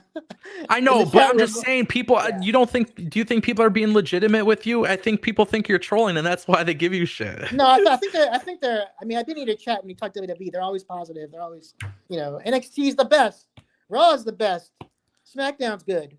So I'm just giving an example, but Yeah, but they're always positive for. what for did you NXT. watch? Did you watch Julia and Jordan Grace 2 weeks ago? No. Okay, Not so for WWE example, watch. that was a match that you would have literally gone crazy for. It was a great pro wrestling match. I'm That sure it that was Yeah, NJPW. NXT can be tolerable at times with the matches. But here's what I'm saying though, like, Yeah. if you sit there and bash them and be like, oh well, they're not doing this, but then you're not watching, it's kind of hard to share your opinion on that, And I think that's where people sometimes will give you shit in the chat because they see you, they're like, well, hold on. And now when you admit that you don't watch it and you're saying these things, well, it's like, hold on. Like some of these things that you complain about are actually being done. You got to It's take hard. them with a grain of salt. Yeah. Okay. But I listen, dude. I appreciate your passion. That's for Dude, sure. I genuinely do too, Pete. I actually have much respect for you, man. You're allowed to enjoy the pro wrestling that you want. There's nobody to tell you otherwise. You know what I mean? So, dude, even props for getting up here and having these conversations. Oh no problem. Thanks for having me. I appreciate it. Yeah, man. It was Very just about kind, damn time. you're very kind, Dango, to have me on, even though I may seem like a pain in the chat because I seem like a troll to you guys. But I'm Well, not. dude, I'd be talking about something and it's like I'm just getting bombarded in the chat with shit, and I'm just like, well, hold on, bro. Like you're calling me out on room's things. lively when I'm in there. It's funny. Yeah, dude. It's funny. We might need to get you mic'd up so you could be a permanent AEW correspondent on this dude, channel. maybe we can bring him in on Wednesday. When I'm available, sure. Yeah. Yeah, It's dude, you know we'd the love thing to have is you on. the thing is though, like when we were talking about things like and I could see where you kind of peeled back the curtain on who you truly are, because when I was talking about the firm and groups playing, you couldn't defend those things, you know.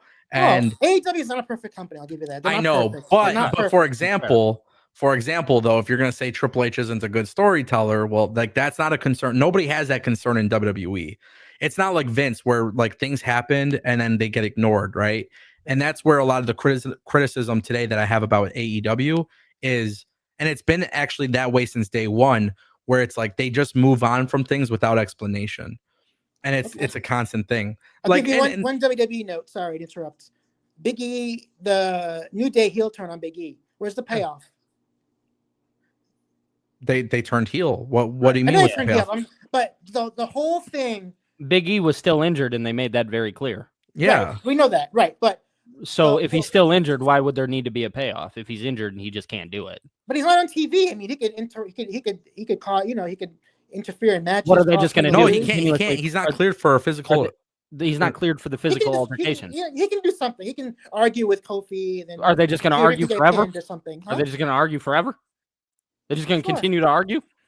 That sounds like a toxic They ex. can do Right, something. yeah, I'm not They gotta trying to do that. something. But no, my point was that leading up to that, weren't Kofi and Xavier at odds with each other? Weren't they arguing back and forth? Yeah, and then they came to an agreement that they both Right. did not like Big Why? E. What do you mean? Why? They lost me there. They were Why? feuding, and all of a sudden Big E came. They love each other. They weren't Kofi feuding. and- huh? They were never feuding. They were never Kofi- feuding. Talking about Kofi and Xavier. Yeah, Kofi and Xavier had disagreements, and They were then bickering weren't all the feuding. time. They were bickering. Yeah. Brothers Then all of bicker. a sudden, I Big E bicker comes with my back little and they brother love all the them, time. and they love each other. so well, hold on. No, they finally came to an Fraxium- agreement. Fraxium was bickering all the time, and they were teasing splits. But then when it came down to actually winning matches, they came back together. They always found a way. That's human nature. Okay. But to say what's the payoff? There can't be a payoff. The guy came out, and that was how they justified the heel turn. Okay. And he hasn't been seen on TV since Big E. I mean, he can't be on TV. He's not a performer. I know he's not a performer.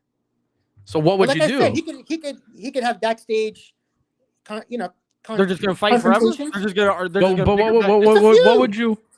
It's not a feud. No, it's not. How is that constituted as a feud? Because Kofi and Xavier turned on Big E. There's so many ways you could go. You could have Big E. How do they bring do in a that, though? tag team. You could have Big E bring in a tag team and have him fight on his behalf against the New Day. It's so simple. They should do that and have Big E in that tag team's corner. But if you know that Big E can't wrestle and he's Right. not going to get cleared, why would you keep him in the mix? Big E. Then you're making they everybody turned desire heel his on him to be return. Manager? They turned heel on him. Yeah. You're Yeah, asking why him to not? be a manager? Why What not? if that's something that, hey, this guy just doesn't want to do? I don't know about that. What if he just doesn't want to do that? Maybe you could be right, Billy. I don't know. But I'm just saying how I would have booked it if I had the pen, so to speak. That's how I would have done it. I would have had Big E get. I know he's not cleared. I would have had him get his revenge on Kofi and Xavier by bringing in a tag team to fight on his behalf. To feud with the New Day. Yeah, you can't do a feud with somebody who's not cleared. It's not. Well, I mean, what else can you do? I mean, it's better than what they're doing now. Like now, you saw WrestleMania. I mean, against the War Raiders, the match against War Raiders and New Day was terrible. The fans were dead; they didn't care. I mean, that was sad. And I love the War Raiders. I think they're great. I love them on ROH. I can't debate with that because I enjoyed the match and I agree that the crowd wasn't fans, great. But the fans make the crowd, to me, I said this the other day. It's a conversation I have all the time.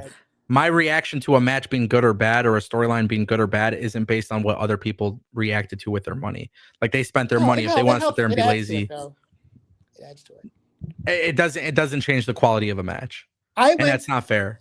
I went to Spring Breakthrough in Boston. Yeah. The show, everyone, you love that show, right? Yeah. Why? I mean, it was a good show. Why? Great pro everything. wrestling. Right. No, Okay. No, just No? everything was clicking, Okay. pace, everything. To What about me, the but fans? Didn't the fans enhance the show?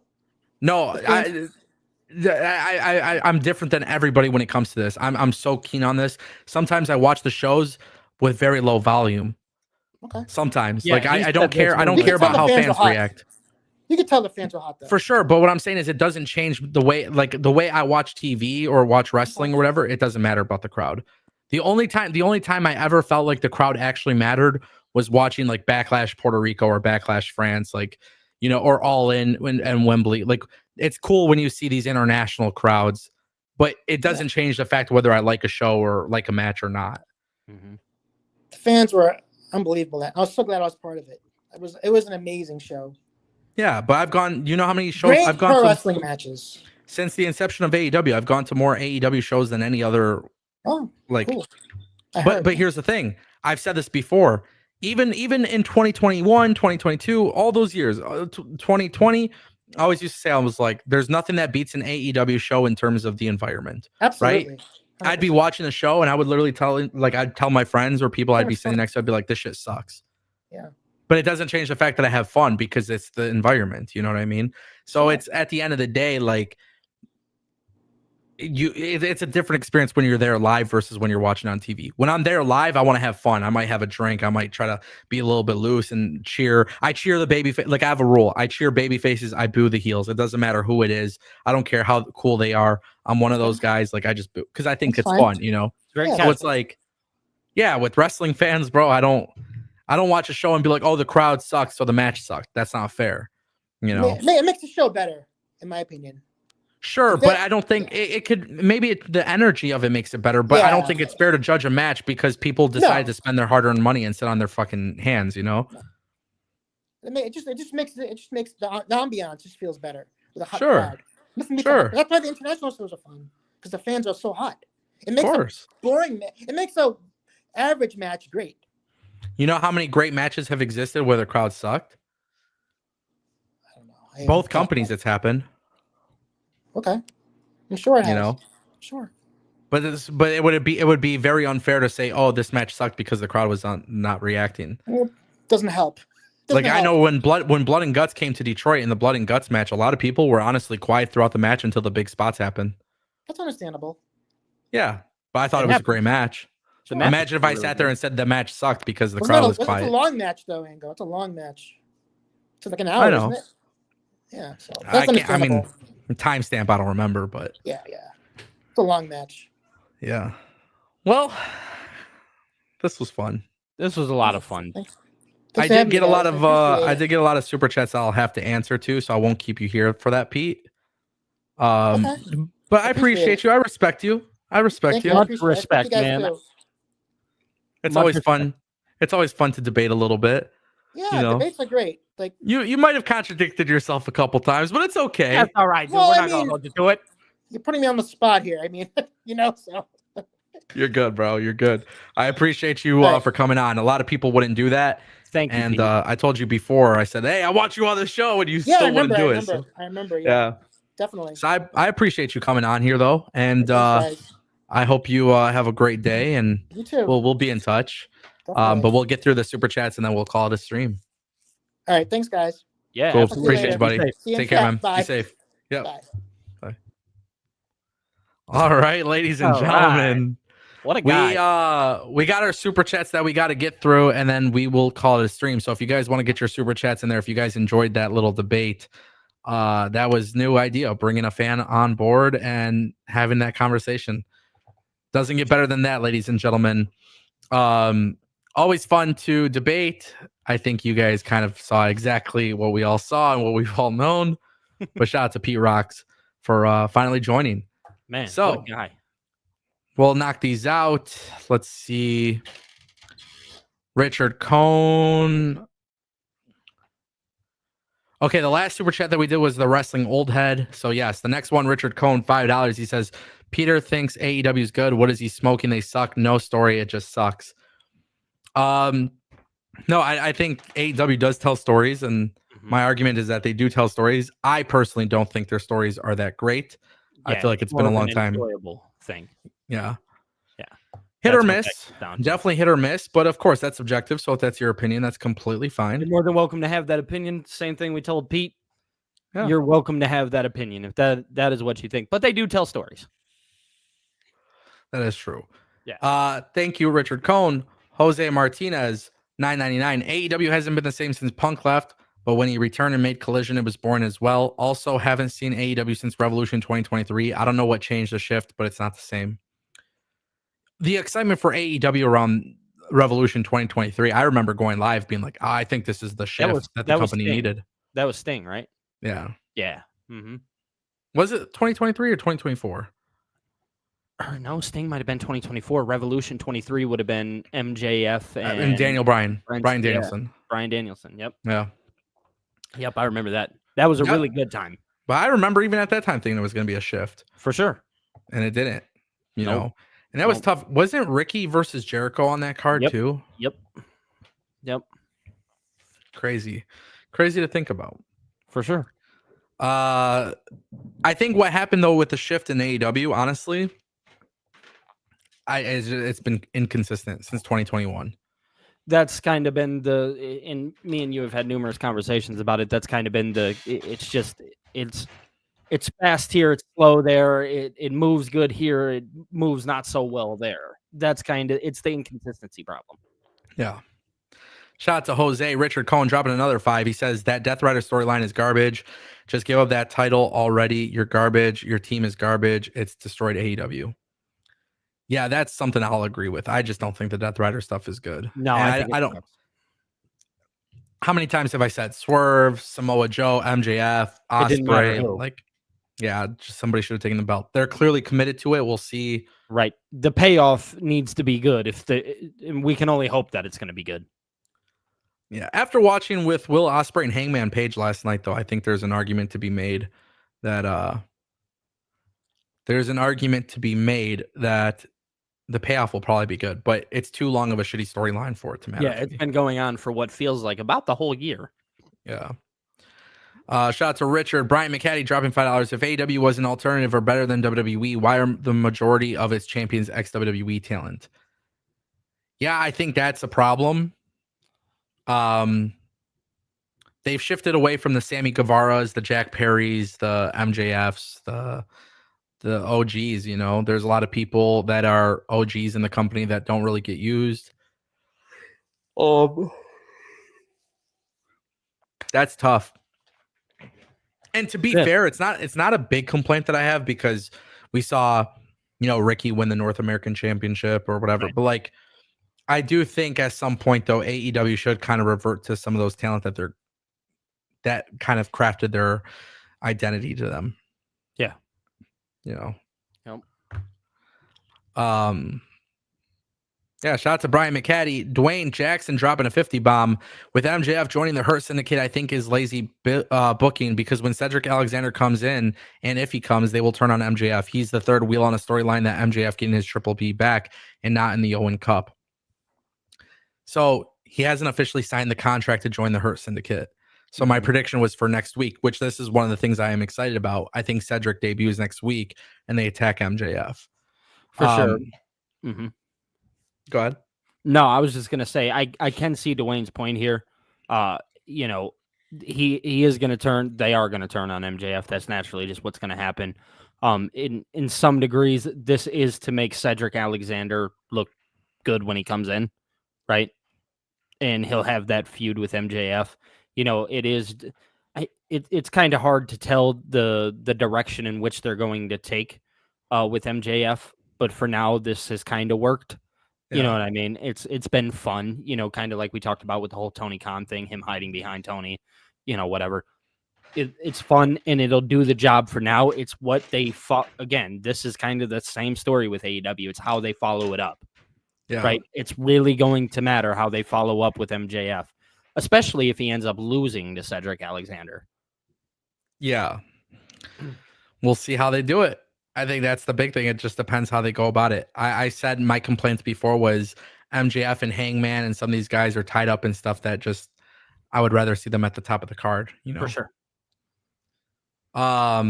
Shout out to Dwayne Jackson for the 50 bomb. Brian McCaddy dropping 5. He says Penta and Phoenix haven't been presented better since their Lucha Underground days than they are in WWE.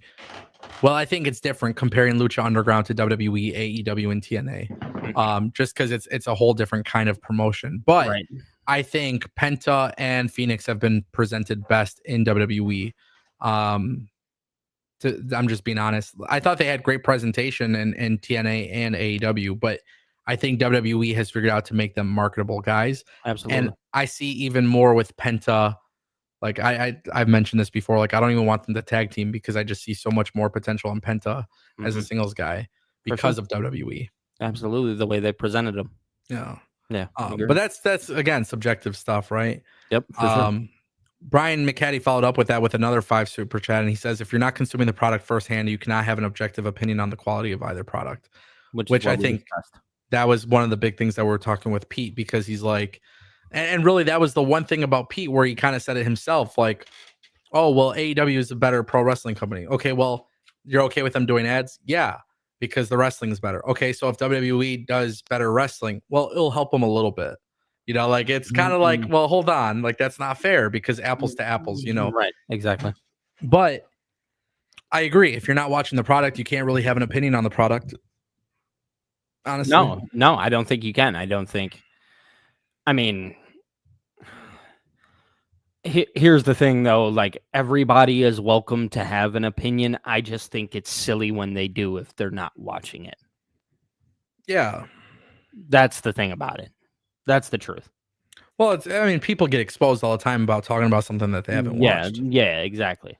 You know, Mm-hmm. like I remember at one point, even like in the early days of AEW, this probably wasn't even a big thing, you know, on YouTube, but I remember I missed an episode and I was live and I was like, yeah, this was 2020. Mm-hmm. It was during the pandemic era. Mm-hmm. And I was like, man, like I'm not really interested in pandemic wrestling. Mm-hmm. And I didn't really understand why they did this. And I want to say it was with Matt Hardy. Something about Matt Hardy. It didn't make sense during the pandemic to me. Yeah. And then people were like, see what had happened though was the episode you missed. That's where the explanation was. I'll be honest with you. Like, this is me just being honest, right? This is why you can't take everybody's words for everything. You know, even today, I made a TikTok and didn't specify certain things, and people were instantly quick to call me out on it, and I had to rebuttal myself and say, hey, yeah, no, you guys are absolutely right. I was supposed to say it like this. That's my fault. You know what I mean? Yeah. So it's tough going in and having an opinion about something that you're not 100% sure about. Yeah. Well, it was funny because I remember in my live stream, people were telling me, they're like, hey, like that was the episode that you missed because of the pandemic or whatever. Like it was explained in that episode. I'm like, okay, cool. And I remember this because it really started the format of me complaining about, man, I wish AEW would do a better job of explaining what I missed the previous week, because that was one thing where I was like, if I missed an episode, I know it's my responsibility to go back and watch it. But wouldn't it be good to treat me as if I've never seen your product before and you kind of explain how we got here in this moment? Yes. You know, and that's really what's important. It's like, you know, if you explain things properly, like it's not a concern, but absolutely. But it is true. If you're not consuming the product firsthand, you cannot have an objective opinion on it. Which is fair. Shout out to Brian, the wrestling old head, dropping a $10 super chat. Rumors that MJF will reunite with FTR after turning on Syndicate. I can see that, but I'm also wondering if we will get Hammerstone and Wardlow. It's a stretch to put MJF back with Wardlow, but could you see it? I don't know. I don't know if I could see it. I feel like if the Hurt Syndicate turn on him, well, they've let the whole United Kingdom thing, or whatever, Undisputed Kingdom. Yeah. They've let that. Yeah, that's dead. So, I mean, at this point, if you wanted to start over and just put Wardlow with MJ, I wouldn't be mad. Got to explain it. You got to explain why they're back together. Can't just put them back on TV randomly. You need to explain how we got to this point, but I wouldn't be mad at it now. Yeah. MJF with FTR, I'm not opposed to. No, I'm not, because we've seen it before. Yeah. So I'm cool with that. I'm not opposed to it at all whatsoever. I think that would be fine. It'll be interesting to see how they go about it, and it can't be something that they do like this. They gotta tease it, work it through. Shout out to the wrestling old head Nathan Preston dropping $1.99. AEW doesn't even get 500K in the words of MJF. Mid. Yeah, it's like I said, the numbers thing. If you don't know with certainty, if it's not out there with certainty, it's not worth talking about. It's tough to tell, but the mid thing is funny. I that meme still lives in my head rent free. Yeah. Skyline Chili, baby. Mid. Shout out to Nate, bro. That's my dog. Nate dropped that super chat on Billy's channel. So shout out to Nate. Scott Woodford dropped $1.99. He says Warner Bros. Executives don't even know the numbers. Oh, they know the numbers. They know for a fact. Yeah. Yeah, they know. But I don't think they're out there touting them. You should be. You should, but they're not. You know, you're in the race of streaming. The problem is this is becoming the cable industry where two companies kind of just dominate, and Netflix is clearly the number one. And that's just the way it is with them. They're the number one streaming platform. And that's fine. Like, it's nothing wrong with that. But with Warner, it's like they're losing money on it. They're struggling. They couldn't even get NBA again. They lost NBA to NBC. Like, they're losing a lot of value. And I said this a long time ago. I said this years ago, 5-6 years ago. You're going to see Warner start selling their properties to other companies. They're going to license their IPs to other companies. They're going to start dropping them. So absolutely. DC and all these things will be picked up by other people, and that's the way they're going to survive. Like, it's going to be a licensing thing or a sale. Because as a streaming app, it's not successful, and it's hard to be successful because it costs money to produce content, and then you got to provide value, and then there's too much content, and then there's too much saturation. You have Apple and Amazon and all these millions of companies doing it. So oversaturation is a real thing. Yeah. They know their numbers. They don't put it out there. I think they should. Not for any other reason. Like, I genuinely believe Warner's happy with AEW. I don't argue that. But I think their issue is saying that you're happy, or executives, reports coming out that executives are happy. It doesn't change the fact that people don't know how many people are actually watching. Now, does that really matter in the grand scheme of things? No. But I think when people are so certain to say, yeah, they're doing 1.1 million, brother, you can't come out here and say that. You don't know that. It's like me coming out here and saying Netflix has 100 million viewers, 155 million viewers for WWE. We don't know that for a fact. Yeah, you don't know that. Right. So it is what it is. Shout out to Scott Woodford, right hand cam, dropping a couple super chats on Billy's channel. He says for $2, I wouldn't take anybody for their word. That's in reference to when Pete was talking about BJ. Yep. With the journalism stuff. And I agree, Cam. I don't believe that we should be taking things at face value when people say them. I've never been a believer in that. Well, it's like all these comments or these things that come out where it's like, oh, well, Rusev refused to do the job. Ricky refused to do the job. Aleister Black refused to do the job. Mm-hmm. Why? Because Dave Meltzer said that? Right. Okay, well, if that's the case, you're trusting Meltzer on that. Well, who's tied up with Meltzer? Tony Khan. Mm-hmm. If I was trying to protect my company from looking bad, first thing I would do is tell Dave, yeah, man, these guys are just refusing to do the job. It's propaganda. It's all and that it bullshit. Exists in everything. Yeah. So. It does. Shout out Cam, man. Yeah, Cam followed up with that for another super chat on Billy's channel for $5. He says, I haven't watched AEW in 4 years, and I just want to know how I can watch again without frustration. It's tough. I was frustrated yesterday. There's things I like and there's things I dislike. Mm-hmm. I enjoy watching their wrestling matches. I don't enjoy their stories right now. That's the problem with it. It's some things work, some things don't. Again, we talk in circles when it comes to this, but it is true. For me personally, and apparently, Cam, if you haven't watched, I don't know if it would be like that for you, but I can only speak for myself. It is frustrating, right? Because it seems like every time we talk about AEW, especially over the last year and a half, maybe 2 years, this has kind of been like a consistent conversation that has completely came up. You know what I mean? Yeah. Where things just don't align the way that you want them to.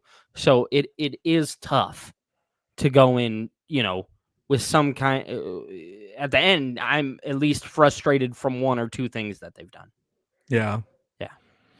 I get it. I think for me, if watching a TV show makes you frustrated, bro, then you shouldn't watch it. Then you shouldn't watch it. It ain't that deep. No, You know? and that's the thing. And maybe frustration isn't the word. And thank you for saying that. Maybe frustration isn't the word, but like, okay, another word that we've used quite often, but underwhelmed. Yeah. I think that would be more because, like I said, I was once a very, very big AEW fan. So it's underwhelming. Yeah. Yeah. I mean, it's just changed throughout the years, but it's hard because people think I'll be like anti AEW, but it's like, bro, these complaints that I've had were years ago. I shouldn't be touting the same mistakes that I think they've been making forever, you know?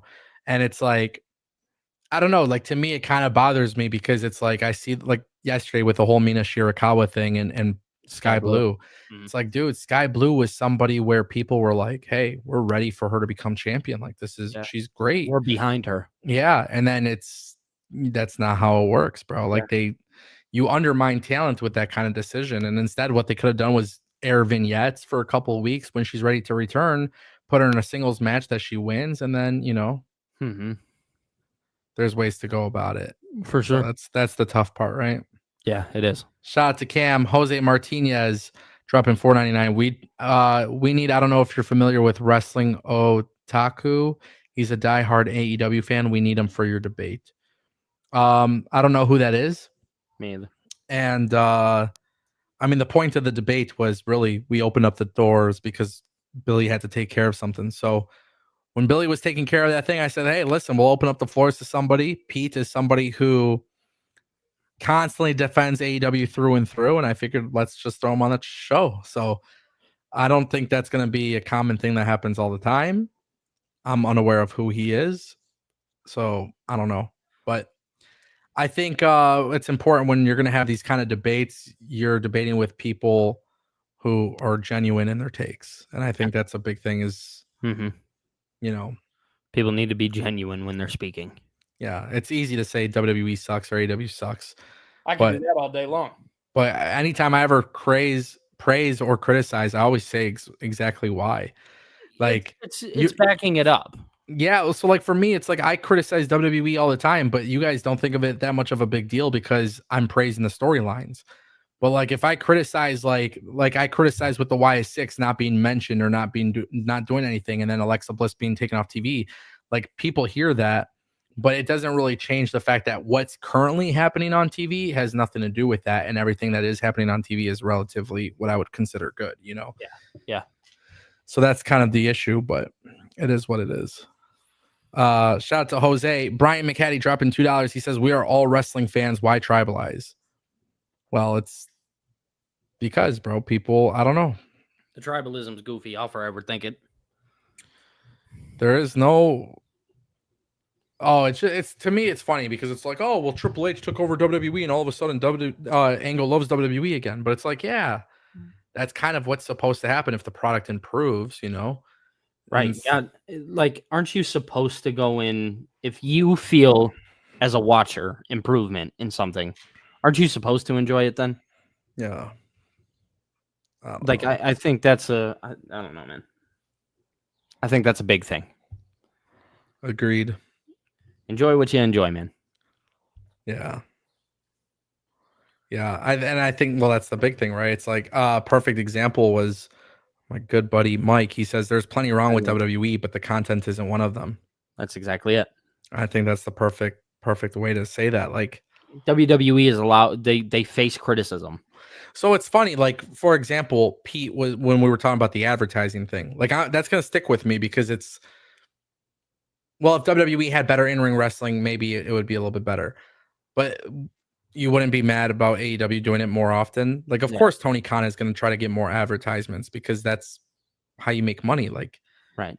Tony Khan did not get into the business because he loves wrestling. He got into the business because he saw what kind of TV deals WWE was getting paid, and he has a lot of money and he's a fan of wrestling. So, hey, I'm going to get in on the mix, you know? Right. Exactly. It's getting into the mix. Exactly. People don't go into business to lose money. It's just not. Billionaires didn't get rich by wanting to lose money, you know? Right. So, agreed. Shout out to Brian McCaddy for the super chat. Guys, we absolutely killed it. This was probably one of the best live streams we had in a while. What would have been a typical Wednesday talk about AEW and that's it type of Be thing. on our This merry became- way. Yeah, that was a very, very fun live stream, and I appreciate you guys all pulling up. We have gone way longer than I had anticipated, and I do have other things that I have to get Me done too. today. Me too. I am currently at work. How you guys like that? Yeah. So we'll end it today, right now. But I appreciate everybody coming through, and then also shout out to Pete Rocks for joining us and stepping up and having that conversation. That's what it's all about, honestly. That's why we have the best community. So appreciate you guys watching. And Mike is telling me to fix Nightbot. Apparently there's issues with Nightbot. I will fix it for tomorrow. Because Just- now it's the end of the stream. Just before we go, want to say thank you guys. Something happened that came up, and that's why maybe I looked a little tired or just dealing with some things. So I want to say thank you all for sticking with us and hanging out, even though I maybe wasn't all the way in today. Yeah. Appreciate Billy. Appreciate it, brother. People in the chat are saying prayers for Jim Ross. What's going on with Jim Ross? Apparently, I seen colon cancer. Oh shit. Yeah, that is. I just seen that. I wasn't sure if we were gonna address it here or not. I mean, everybody loves JR, man. Yeah, I love JR. Yeah, he tweeted apparently. Yeah, diagnosed this week with colon cancer. Surgery being scheduled in next week or two. I appreciate your concern and support. Oh, I love JR. So hopefully JR does well. Prayers out to JR. Prayers for JR, man. Jim Ross, he's the man. He is always has been. He's the voice of pro wrestling for me. Yeah, 100%. I literally just seen that in chat. I saw Darth Baines say something. He's like something about JR. I'm like, wait, what? Yeah, So- somebody had tweeted it, or not tweeted it, but somebody had posted in the chat about him having colon cancer. Crazy, bro. Health before wealth, ladies and gentlemen, and that's the perfect way to end the show. Thank you all for joining us. Make sure you guys check out Billy at Billy TKO. And thank you guys for making this such an awesome stream. We'll be back tomorrow. And thanks for coming.